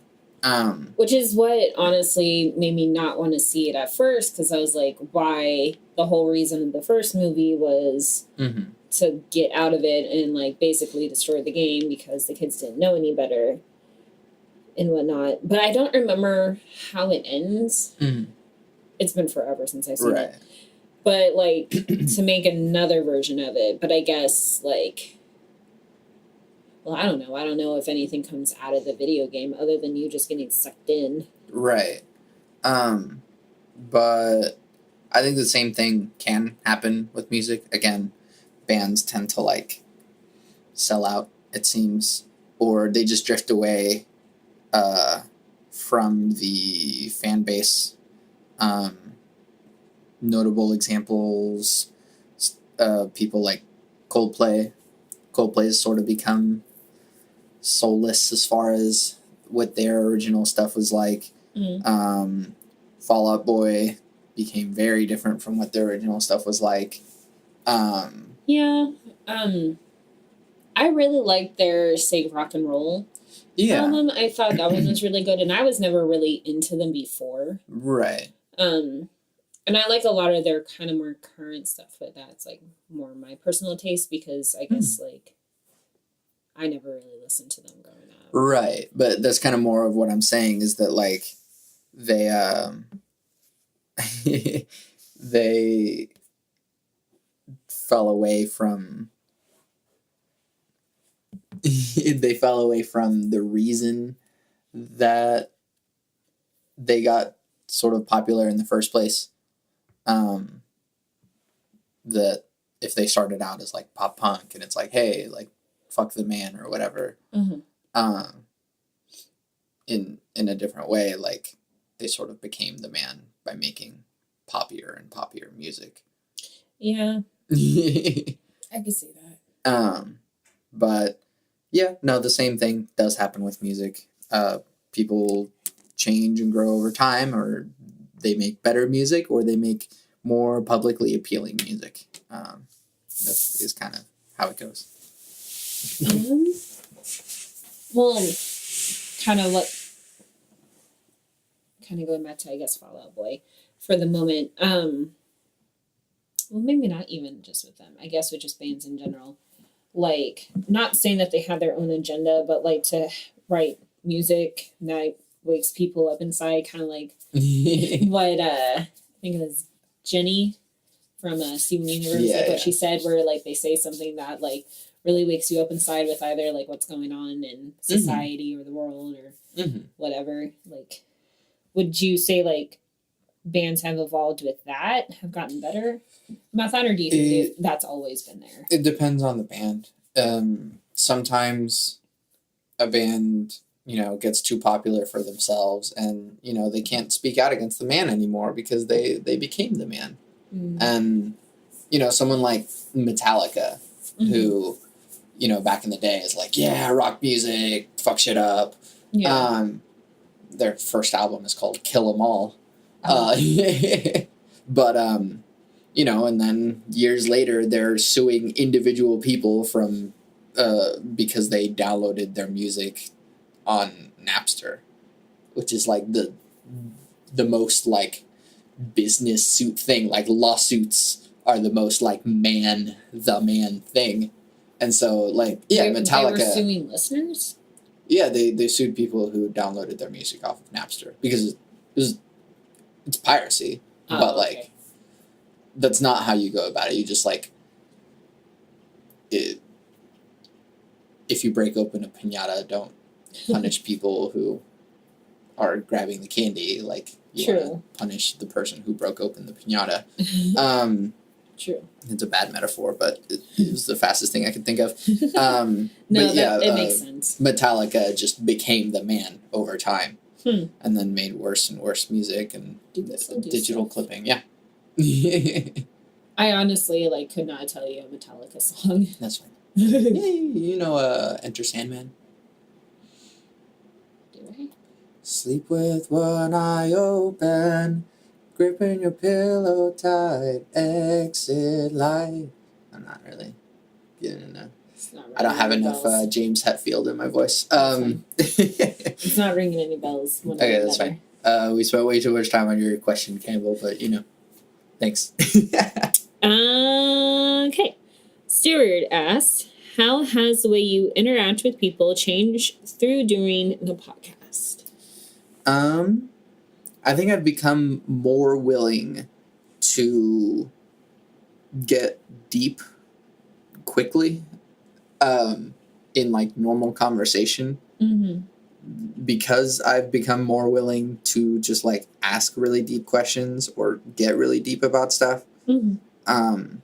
I've sort of realized that while I don't have a barrier from going to small talk to really deep stuff, it's also made me sort of more comfortable being that way with other people. Right. And it's also made me realize that other people enjoy that. So, yeah. Thanks, Stuart. Brant asks, how do you choose what to spend your time on, knowing that regardless of your choice, your time is limited and is only diminished with every second that you spend? How do I choose what to spend my time on? I choose what to spend my time on doing what I love. If I love the thing, then I will spend my time on that. Sometimes you have to spend your time on things that you don't love, like, day jobs or whatever. But those day jobs allow you to accomplish things that you want to do. And so, I mean, yeah, you make a sacrifice in that way, but like, enjoy what you do.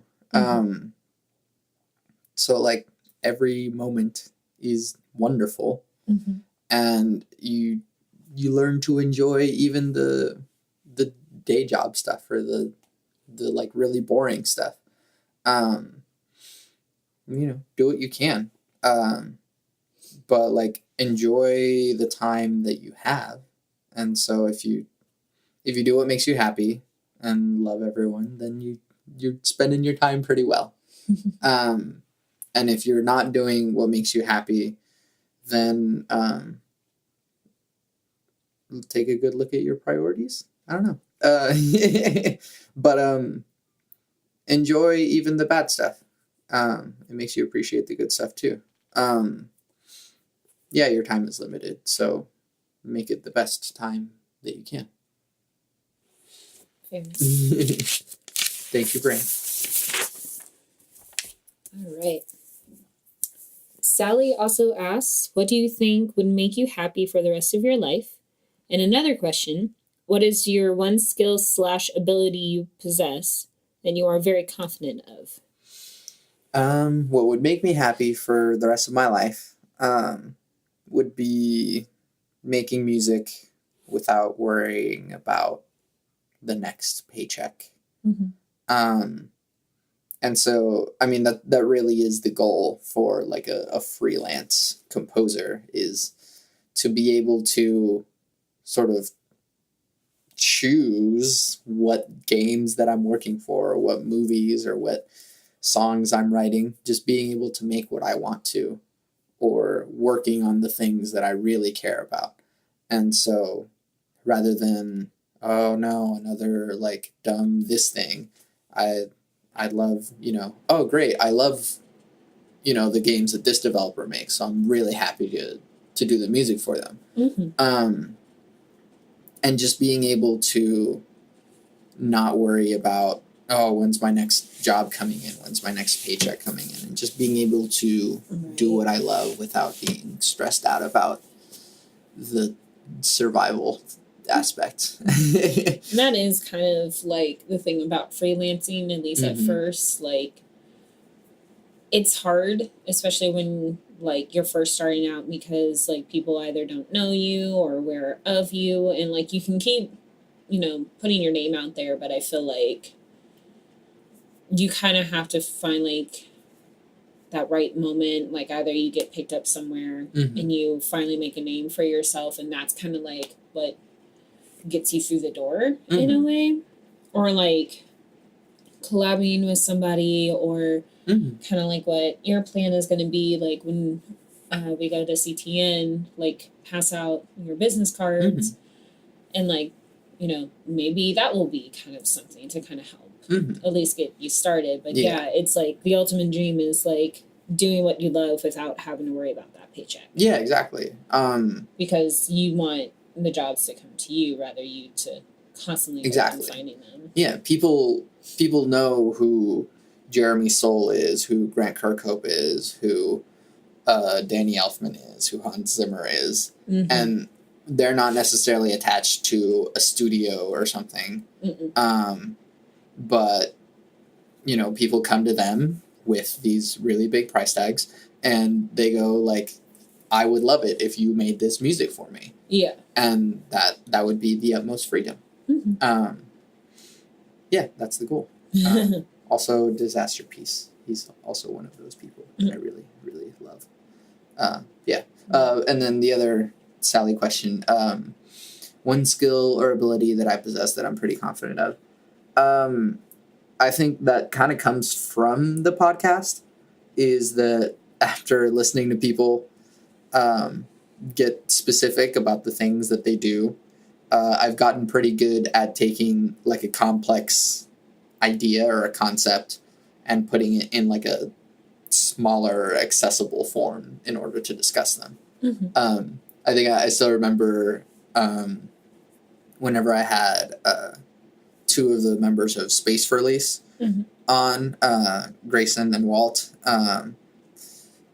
They were talking about how like great it is to be able to like work with each other and toss ideas back and forth, and it's really inspiring to be able to work with each other. And I was like, they were like talking about that for like 5 minutes. I'm like, yeah, that's like the spirit of collaboration. And they were like, yeah, you just took the things that we just said in 5 minutes and like put it in a nice little sentence right there. And so yeah, that's something that it should be a slogan right over there. But yeah, I think I've gotten pretty good at really seeing the bigger picture of what people are talking about and like sort of pinpointing like, hey, this is the theme of the thing. So yeah. Thank you, Sally, for all of the questions. Jared asks, if all the members of the Lunar Laugh had a fight to the death in a battle royale, who, in your opinion, would win and why? Thank you, Jared, for putting me in a weird position. I don't know Connor well enough to make a judgment for him. Jimmy is way too nice to hurt anyone. And so it would probably come down to Jared and Campbell. Campbell has like the right amount of like crazy in order to like really fight someone to the death.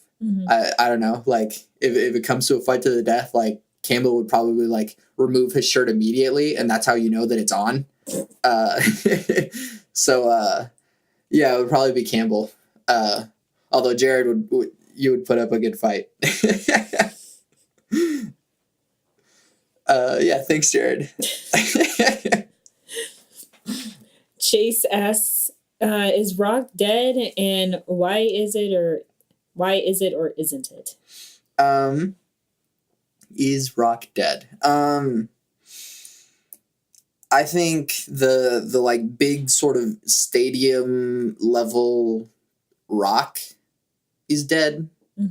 Like you won't have any more like giant, hair metal stadium stuff anymore. And I mean, people's like your parents still go to their concerts whenever they're in town, but like they're playing like casinos and stuff. It's like, oh, Styx is playing at Riverwind or something. It's like, yeah. They aim for like they don't go to like downtown anymore. They don't play the Chesapeake anymore. No, they usually do the casinos. And so in that gigantic form that like Rock sort of took over the 80s and 90s.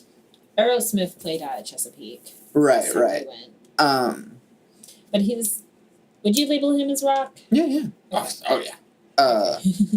But yeah, so I think that like Rock takeover that was in the 80s and 90s.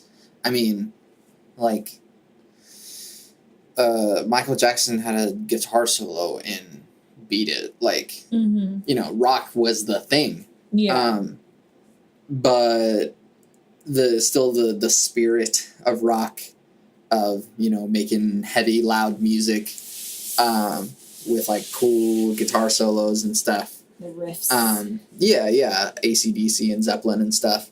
While that's not around in a big form, it still exists in like smaller scenes. And so you can go to, local shows and see like some awesome musicians totally kill it. But, it probably won't get to the level of Taylor Swift anytime soon. No. But The Rock won't die. Or as Tenacious D said, like, the metal can't die. Everything tried to kill the metal, but they failed. And so Rock is dead and it isn't dead, to sort of not answer your question. Probably will die, like within like maybe 50 years, I would think. No, I mean, Rock has just gotten like heavier.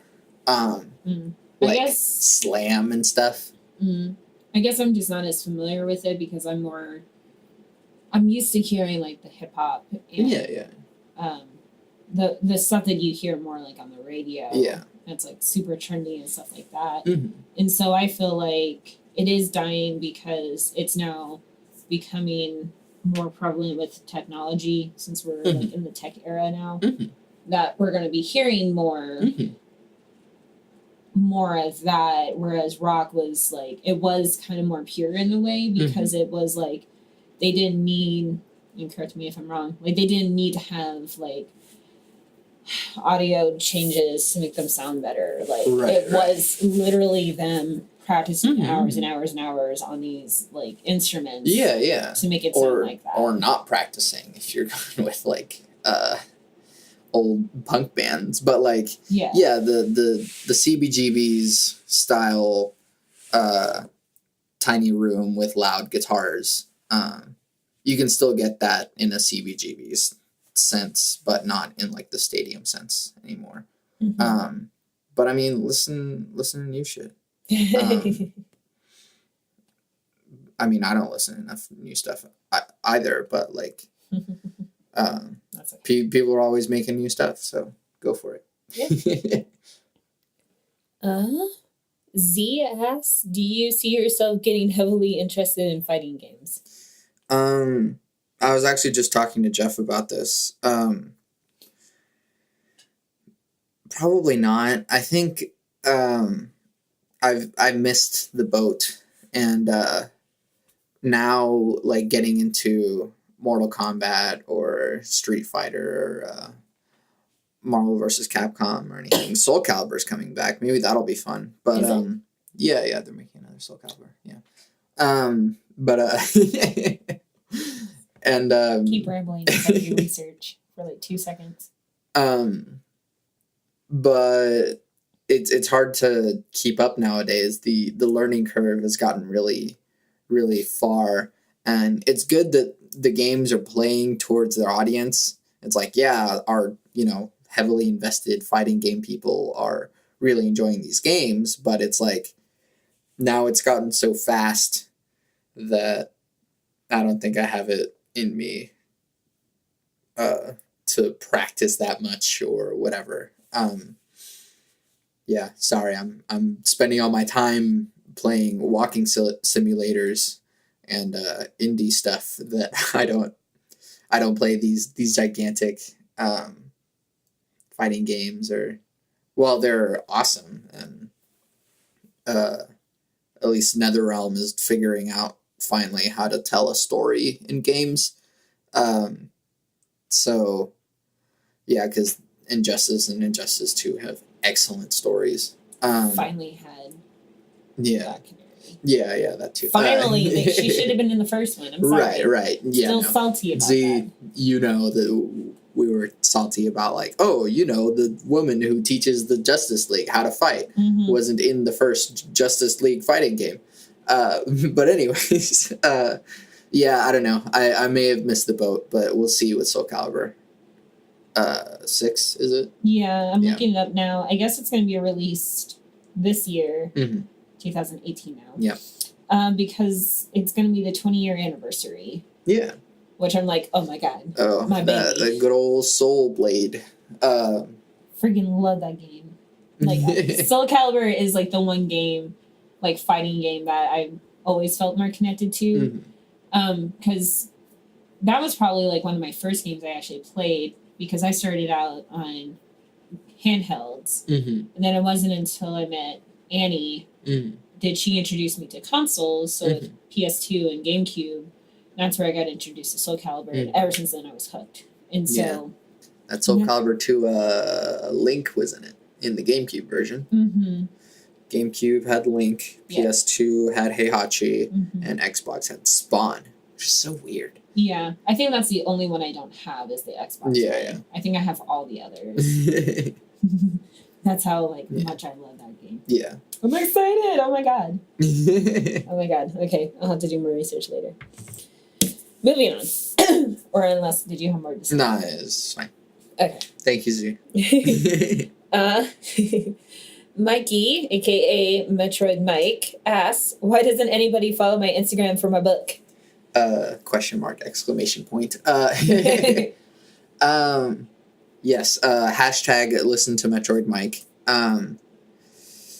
I think maybe people don't go to Instagram for books, and so they don't expect it. But hopefully, if they come across it and they're like, oh man, this is a really cool story going on here. I actually haven't read up yet. I'm sorry. But I plan on it. And now that you've done a lot of chapters already on Instagram, I can like go back and be like, oh man, look at this killer story by Metroid Mike over here. So that'll be really cool to catch up on. I know I like have so many people and myself on the podcast be like, oh, support your local musicians. But then I also am not good at supporting my local musicians. So I'm sorry. I'm a hypocrite. I'm the worst. I'm trying to see like if I've noticed it. Right. But wait, is it just like an image and then has like a really long yeah. paragraph? Oh. Yeah. I didn't know those were books. Yeah, I'm sorry, Mikey. That's his fiction that's going on there. It's really cool. I've caught glimpses of it, and it is really cool. But yeah, I'll probably catch up at some point soon. But maybe at some point once you're finished, you can compile it all and throw it into like the booklet for your next album or something. That would be a really cool way of doing it. That's probably what you're gonna do anyways. But yeah, listen to Metroid Mike. And he was on the podcast. So yeah, go back and listen to that and enjoy his killer chiptunes. Yes. Mikey also just slays on the bass. Like, I'm never gonna be as good as Mikey on the bass. But a man can dream. Thank you, Mikey. All right. Maddie asks, what's your favorite SpongeBob episode? Well, Mikey said that it's an impossible question to answer. It's probably the Krusty Krab training video. It just changed up the format of SpongeBob. And it's just so cool. It just plays like the training video or like any training video that you see. And it's just so like got a lot of original jokes that are sort of a different tone than in SpongeBob normally.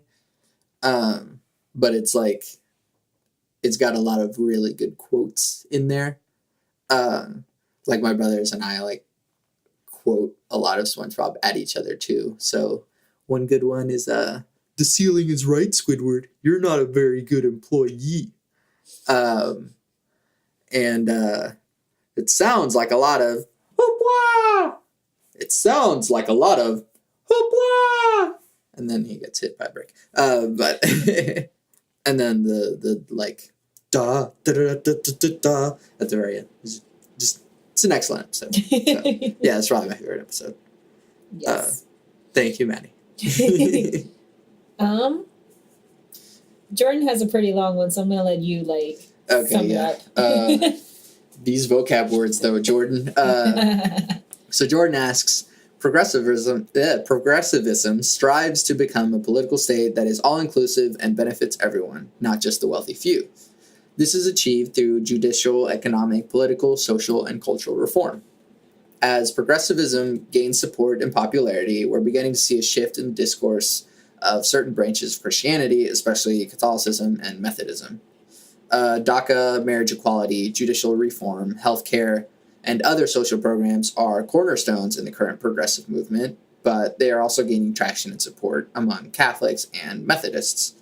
In order to spread progressivism, should progressives allow religion to become a recruiting tool and a method to spread progressive ideals?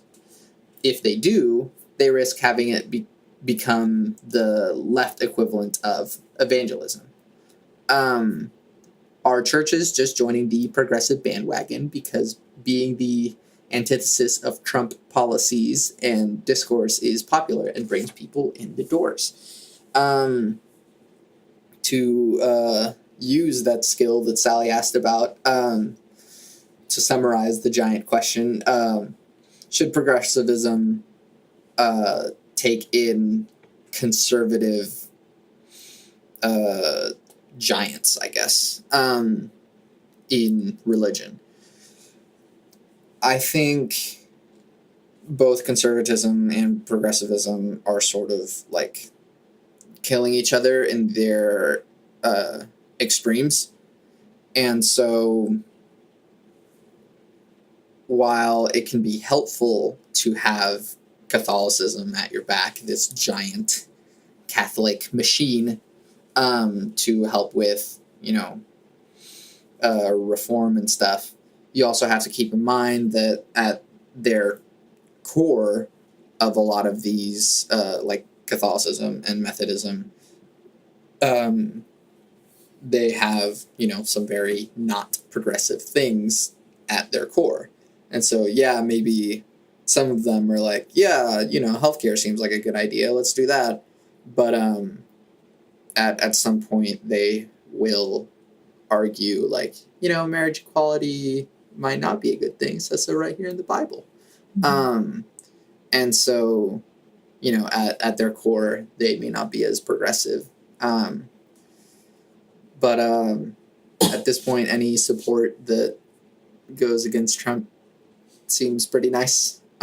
Just be careful who you shake hands with and make big deals with, because at the end of World War II, the United States and the Soviet Union looked at each other and were like, hey, wait, we hate each other. And then the Cold War started. And so make sure to keep your core values strong, and make sure that the people that you are collaborating with also share in those core values. But if you keep a core value of love, then, hopefully you can see more clearly through a lot of the stuff that you want to happen. Hopefully that sort of answered your question. Yeah. Thank you, Jordan. Tyler asks, throughout your years of writing, producing, and performing, who has been your biggest artistic influence? What kind of impact have they left on you, and what kind of impact do you hope to leave on your fellow aspiring artists? So this was kind of in the interview portion, but I think, my biggest artistic influence has been my favorite video games and my favorite artists. The Radiohead making awesome music has made me who I am. The way I sing probably comes mostly from Tom York and Ben Gibbard. And then video game music, like the Fable soundtrack and the Portal soundtracks and stuff. A lot of Disaster Piece now has influenced my composition. And then what impact do I hope to leave on? Well, what impact they left on me was a lot of the way that I sing, a lot of the way that I approach production, a lot of the way that I have intent in what I compose, kind of comes from, and then a lot of like thematic and structural sort of ways that they make stuff. Like the Radiohead formula of a song is kind of like you take a tone poem, which is just like a bunch of disjointed sentences that are about the same thing, and then you make it in a weird time signature and have weird guitars and rhythms and stuff, and put a drum machine over it, and you have a Radiohead song.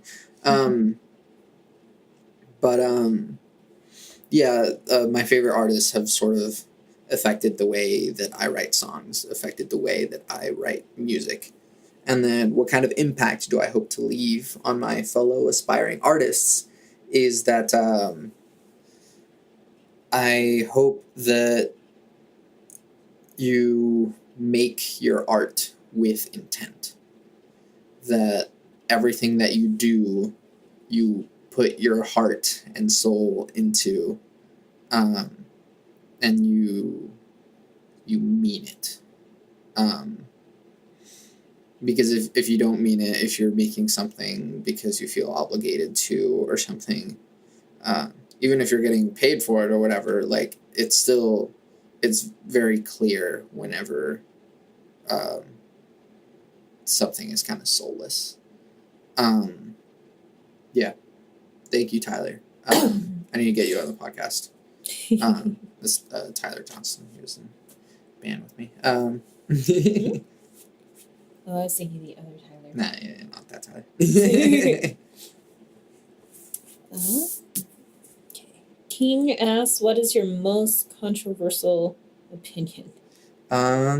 Thanks, King. I will be beheaded.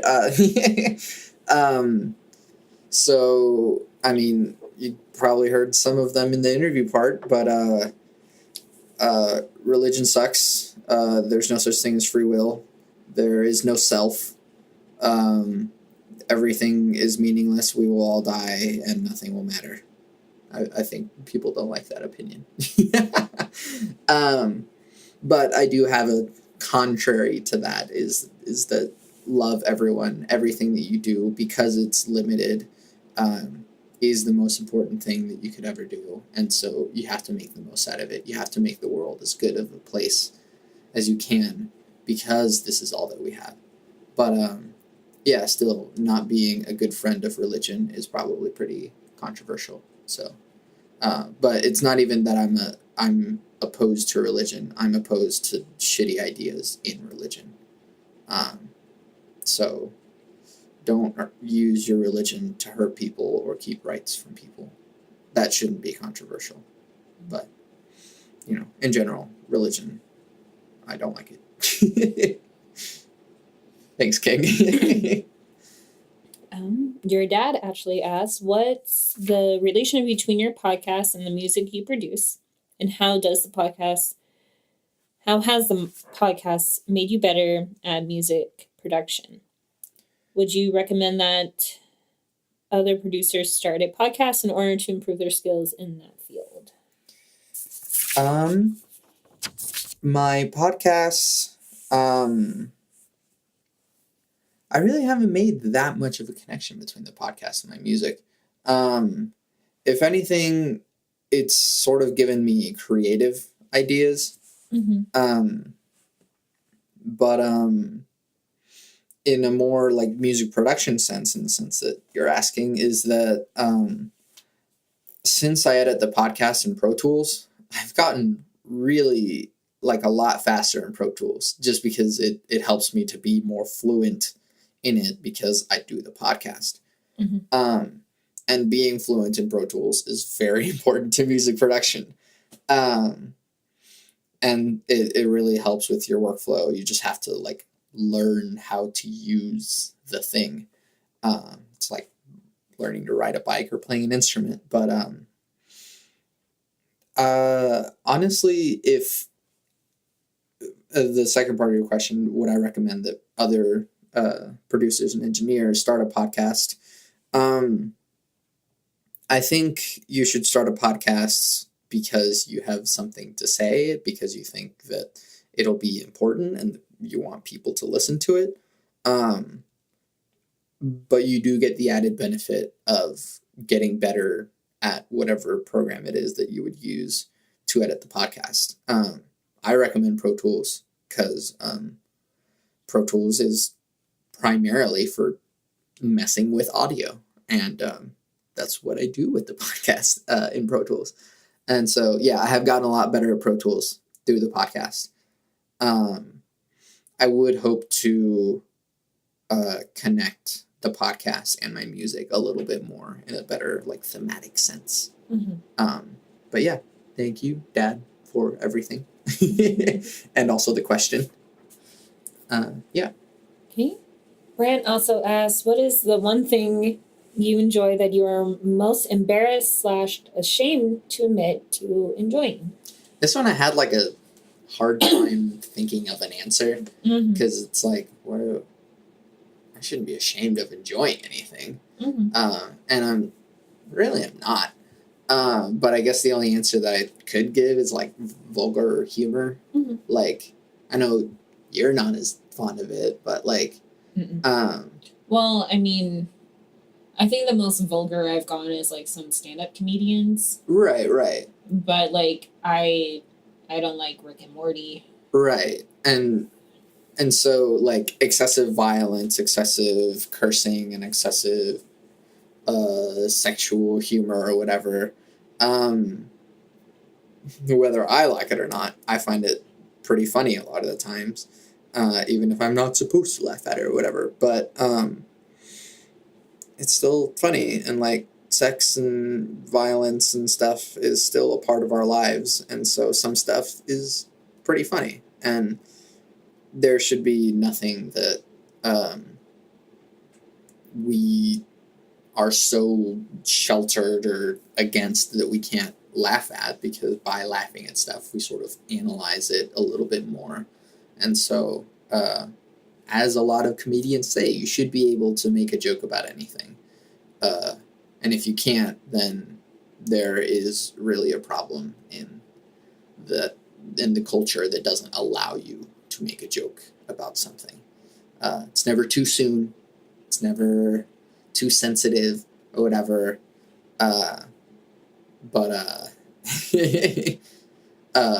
think in one of George Carlin's early stand-ups that I watched recently, whenever people groan or boo at his at one of his jokes, he said, like, jokingly that, oh, the reason that people boo at some of my jokes is because they're envious that I'm able to come up here and say these things. And so rather than, if someone goes, too soon or whatever, it's like, nah, you were thinking that joke anyways, you just didn't want to say it out loud, and I had the courage to say it out loud or something. And so I do appreciate vulgar humor, even though it's not as tasteful to other people. Thank you, Brain. Enjoy your stuff. Will asks, do you enjoy talking about how people build themselves into who they are, or what their opinions are on certain subjects? Yeah, I mean, that's really why I started the podcast. It's just a great way of getting to know people. Everyone has a perspective. Everyone has a story to say, or as Bill Nye says, everyone knows something that you don't. And so getting to know people in a deep sense, getting to know what they do and why they do it, really gets to the core of people. And the more we get to know each other as humanity, the better we can all be towards each other and with each other. Thanks, Will. Libby asks, what do you think of conspiracy theories? There are some conspiracy theories that are somewhat plausible. I'm not quite a 9/11 truther or whatever, but I think there's the narrative is not exactly what they say it is, and people shouldn't be demonized for looking into it. We should always question everything. We should always be, especially if it's coming from the people who signed the Patriot Act, or the people who are trying to create more of a authoritarian 1984 or Brave New World type situation. If your leader is saying that the media can't say things, then you should probably question the leader, because we should all be free to question everything and discuss everything. But there are some conspiracies that are downright harmful to intellect. The world is not flat. We have enough science and evidence to decide against that, and to continue to think so is ridiculous. But yeah, it's really more about being open to stuff. And some conspiracy theories are really interesting, and they can, while you may not have to believe the conspiracy theory itself, you can kind of dive in and sort of be able to question stuff. So no, we don't have reptilian overlords, but maybe we should question who's really in charge here, stuff like that. Thank you, Libby. We need to do another bass lesson. Megan asks, best and worst dank memes. And she has other questions. So, I mean, recently, there's that that Kylo Ren shirtless meme. God. It was just pretty great. Is that funny or best? Where's I your mean, best? it's pretty dank. But I think one of okay, so here's a couple. There's one where it's like a guy's head, and he's like talking to an orange, and sometimes green beans are involved, and they talk with like terrible grammar, and that's just it's excellent. There's really no better way to explain that. It's nonsense, complete nonsense. What do you deem is like the worst meme? The worst memes, to me, are like normie memes. What are those? So it's like memes that are just trying to pander to the largest audience. Mm-hmm. When memes, that's why I don't share when memes, because whenever you make the premise of your meme when, you're saying like, hey, the only thing that I can find humorous is something that is only relatable rather than humorous on its own. Mm-hmm. So the stuff that I like sharing is stuff that's humorous on its own. It doesn't necessarily have to be relatable. It's just funny on its own. Fair enough. But the other good dank meme is just a lot of like, there's a lot of good Sonic memes. Just Sonic saying ridiculously conservative Christian things because it's funny. Like, I don't know. The other day I saw a picture of like the golden Sonic thing, and he said like, "Don't masturbate." Oh my god! It's great. Or like seeing like a hairless Sonic or something like that. It's pretty great stuff. No. Dank. How did you get into memes in the first place? Ted Tamayo. I don't know if he's listening to this, but it's all Ted's fault. Dang it, Ted. Created a monster. Yeah. Well, no, it's great. No, It's great. Meme's great. No, it's not. Maybe it's other questions. Oh my gosh. She also asked, what is your ideal fictional story? If you were to write your own novel, what would be the protagonist and the antagonist, setting, concepts, themes, serious or funny, or would you have a pen name? I love science fiction. That's really like specifically like cyberpunk. Either cyberpunk or like high sci-fi. But not high sci-fi to the point where it gets kind of fantasy. Yeah, I'm really like making a specific time frame of the future here. Mm-hmm. I love cyberpunk, which is basically like we haven't gotten off of planet Earth yet, but like the internet has taken over, and so cyberpunk allows us to question sort of like what is humanity in a technical world. Mm-hmm. And so stuff like Ghost in the Shell, the anime, not the movie, the Matrix and Psychopaths and what was the yeah, anyways, I enjoy cyberpunk. Just Blade Runner as well. Or do Android Stream with Electric Sheep, but cyberpunk is my jam. Really because it really questions the idea of the self and the idea of humanity's role in a greater technology. Also, Black Mirror. Black Mirror is some good stuff. Gets real dark, but it's kind of supposed to be.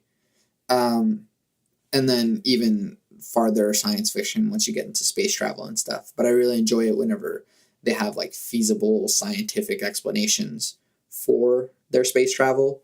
And so it's not just like, because Star Wars isn't good science fiction. It's hardly science fiction because it's like, oh look, they can travel faster than light. How? It doesn't matter.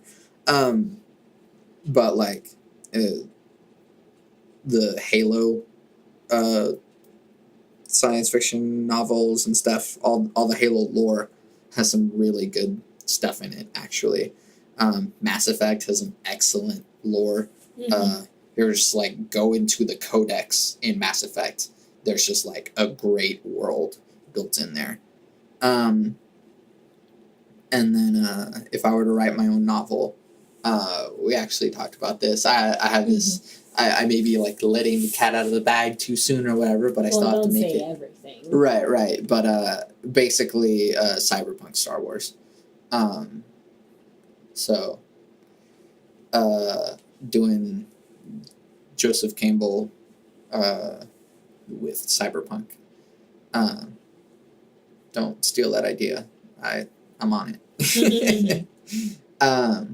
And then, so yeah, the setting would be a cyberpunk world. The themes would be humanity and its relationship with technology. It would be pretty serious with some funny stuff in it.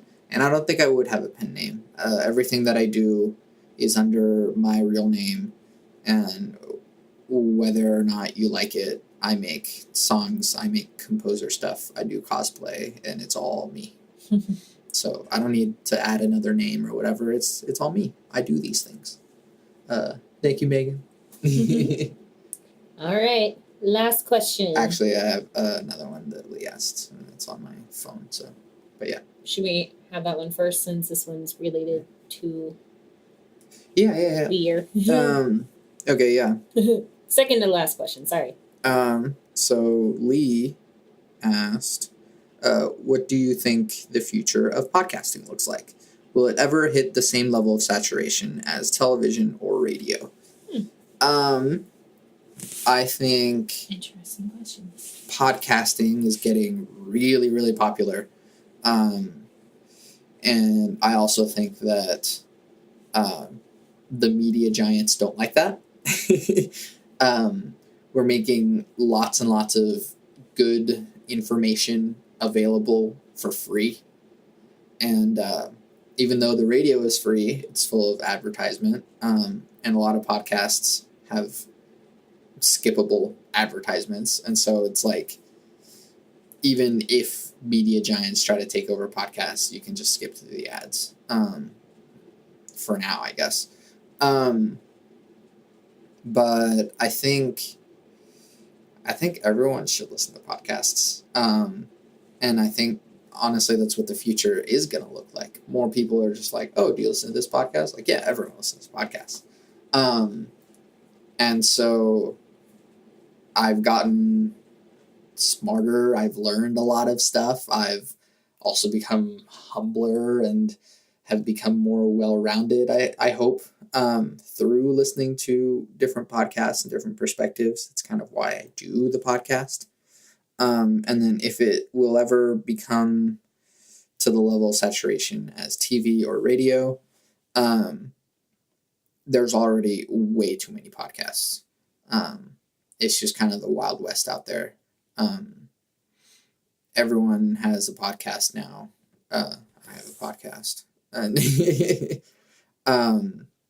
but it's really more about what you choose to listen to, and the good stuff hopefully will come out. But also sometimes the good stuff doesn't come out, and that kind of sucks. But I think you can really tell whenever people put some passion into their podcasts and stuff. In the same way that you can tell whenever people are passionate about the TV show or the radio or whatever. But TV and radio are kind of oversaturated as well because of the internet. And so we just have loads of content going everywhere. And it's like, there's a TV show about a Honey Boo Boo, and it's like, yeah, of course there is. And then there's a TV show about this family who had like 12 kids, and then they have a spin-off TV show about one of those 12 kids, and she's gonna have like 12 kids or something. I'm really just mad at TLC, honestly, but you must be, because that's like yeah, TLC TV shows, but it's all garbage. Okay. since we're on that tangent for like 2 seconds. I remember in TLC, I think was more about like travel and like home improvement and swapping. Like I remember the show where like literally these two families would swap houses for like a while, and they'd redo like one room out of their entire house. So like trading spaces. Yeah, trading spaces. I think like they only did like one room, or maybe they did like 3 rooms or something. But I was like, you're only doing a few rooms. But anyway, remember like that was a big thing. And then the one where the carpenter guy that used to be on there, like he did the thing where it's move that bus kind of thing. I don't know if they still have that anymore. Like it was just like a lot of like projects and encouragement, and then it turned into fashion and everything. No, it's just like trash TV. Well, now it's like TLC focuses on anything that's abnormal to them. So like there's 2 or 3 different shows that focus on little people. There's 17 Kids and Counting, and The Counting On, My Big Fat Fabulous Life, which is getting another season coming in. Honey Boo Boo was on there. Just anything that, I don't know if it was just, they were like, oh, we kind of have this thing now where it's like we're going to focus on people that aren't considered normal because either they're making fun of it or they're like, we want to get people aware. I don't know what their intent is. Hopefully it's just to get people aware. But like, and this is my own personal preference, and like, it's their lives, it's not mine. You know, I don't know the logistics of it, but like the 17 Kids and Counting, like, I understand with their beliefs and everything, they have a certain way of doing stuff, but like, I felt it was fine when the first daughter started courting and then she got married. But it's like as soon as she happened, then it was like sister after sister after sister. It was like almost every other episode, it felt like another sister was like finding a guy. And like they had, I remember when it was 17 Kids and Counting, then it became 19 Kids and Counting. And it kept going. And I was like, is the channel forcing them to find love and forcing them to get married, forcing them to have kids? Or is this natural and the reality TV of it is just there? Yeah. Or like Breaking Amish. That was another one.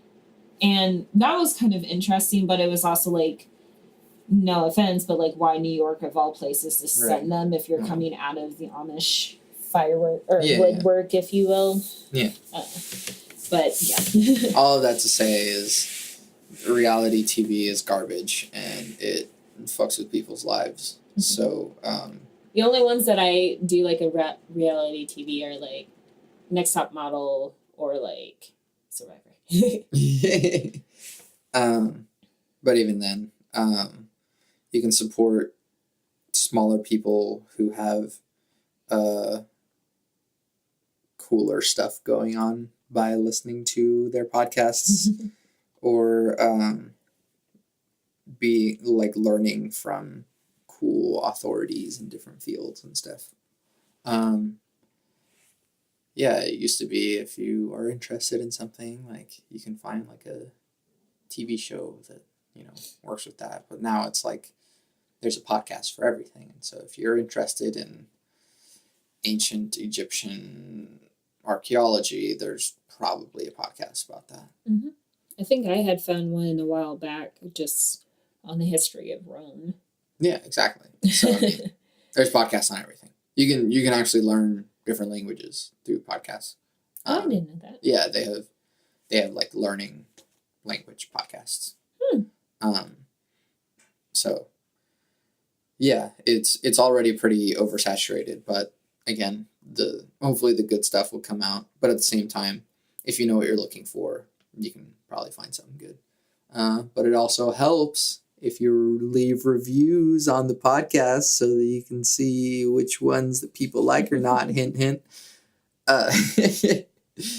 Anyways, thanks, Lee. I love you. You're great. Okay, yeah, now the last question. Now, the final question. Sabra asks, what were some of your highlights for the year, and what are your goals for 2018? Some of my highlights for the year. TNT was a lot of fun. Doing that Pokemon Go skit. Yes. Getting my bachelor's and my associates. Also pretty neat. Well, in reverse order, I got my associates and then my bachelor's.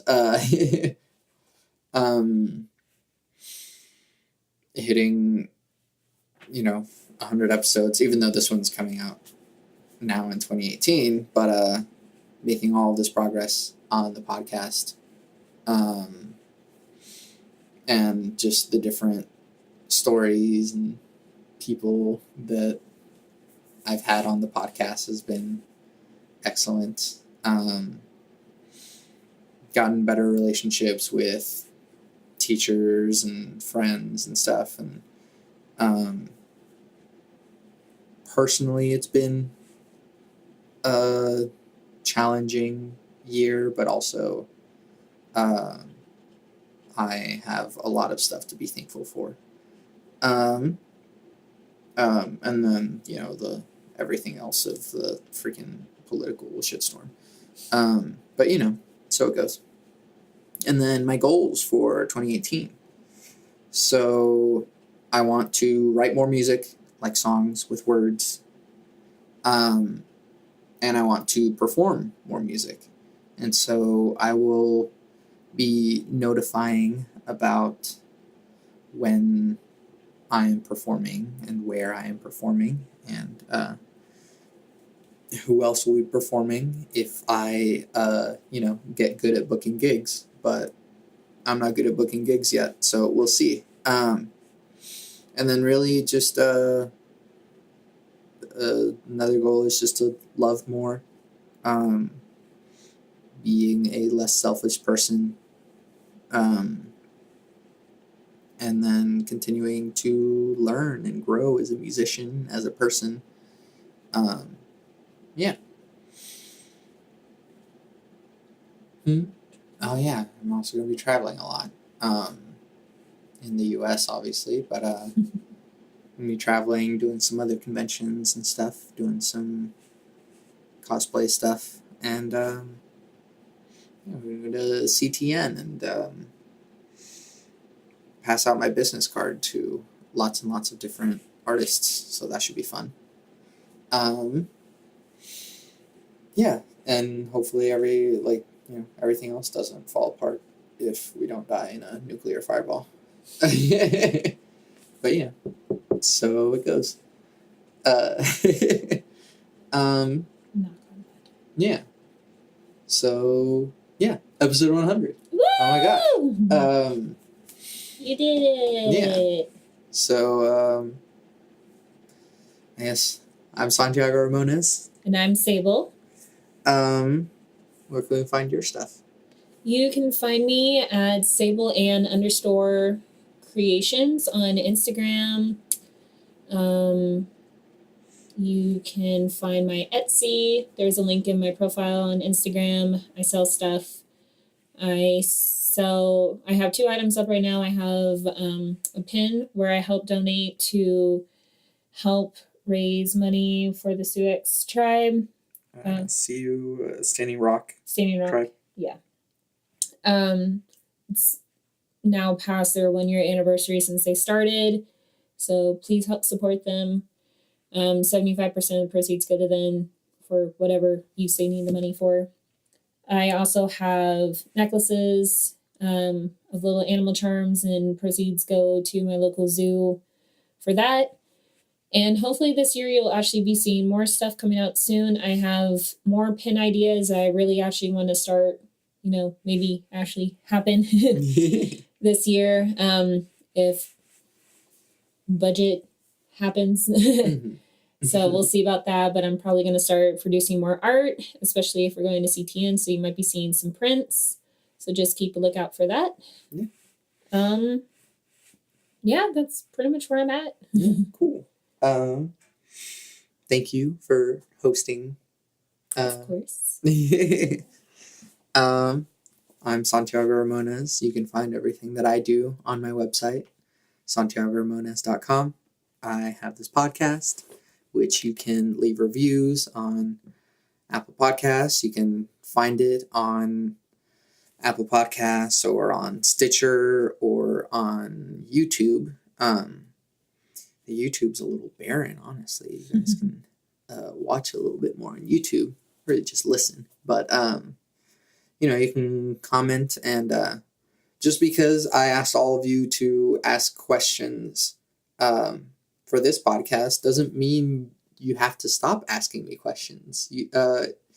If you keep listening and I say something that you like or don't like or just want to hear my opinion on, you can always send me a question, and I'll bring it up on the podcast and stuff. Or if you have someone that that you think would be great on the podcast, you can also just let me know about that. But yeah, leave reviews on the podcast app. It helps. And be honest with me. I want some feedback about what you think about the podcast. I know this one's kind of long, but it's kind of a celebration. And then on my website, you'll also find my music, my songwriter stuff, and my composer stuff. You can pay what you want on my demo of Songs with Words. And, you can pay $0, you can pay $100, you can pay whatever you want. Or you can listen to some of my ambient stuff, some interesting background music. Hopefully I'll be putting more up eventually. Maybe I'll get some more recordings as well. And then I'll probably also be putting shows and stuff if I get to actually perform some shows. Yeah. Do you want to do the last 3 things? I always end the podcast with my 3 things. You always end the podcast Yeah. with your 3 things, which are love never fails, it's going to be okay, I might be wrong. Thanks, guys. Thank you. Bye.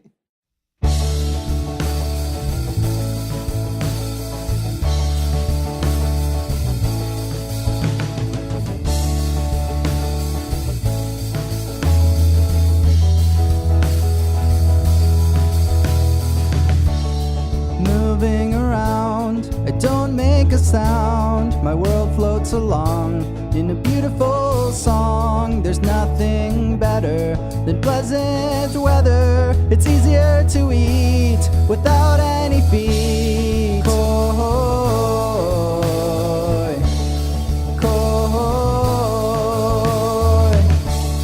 koi,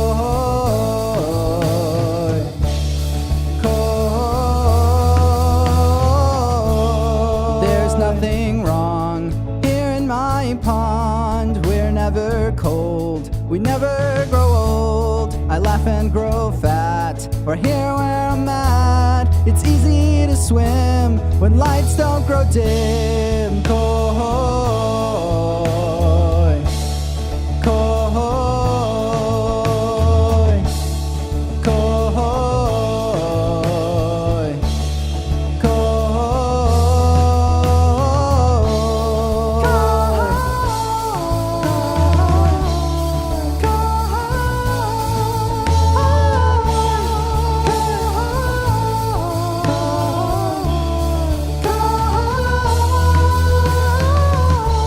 We're orange and white, pretty and light. We're red and gold, and our blood is cold. The invincible humans are our mighty servants. We don't have a worry because we're not furry. Life's simply perfect, nobody objects. I've plenty of food, and I never lose. I know I will die, but I will not cry, 'cause my life is ultimate bliss, and I will be missed.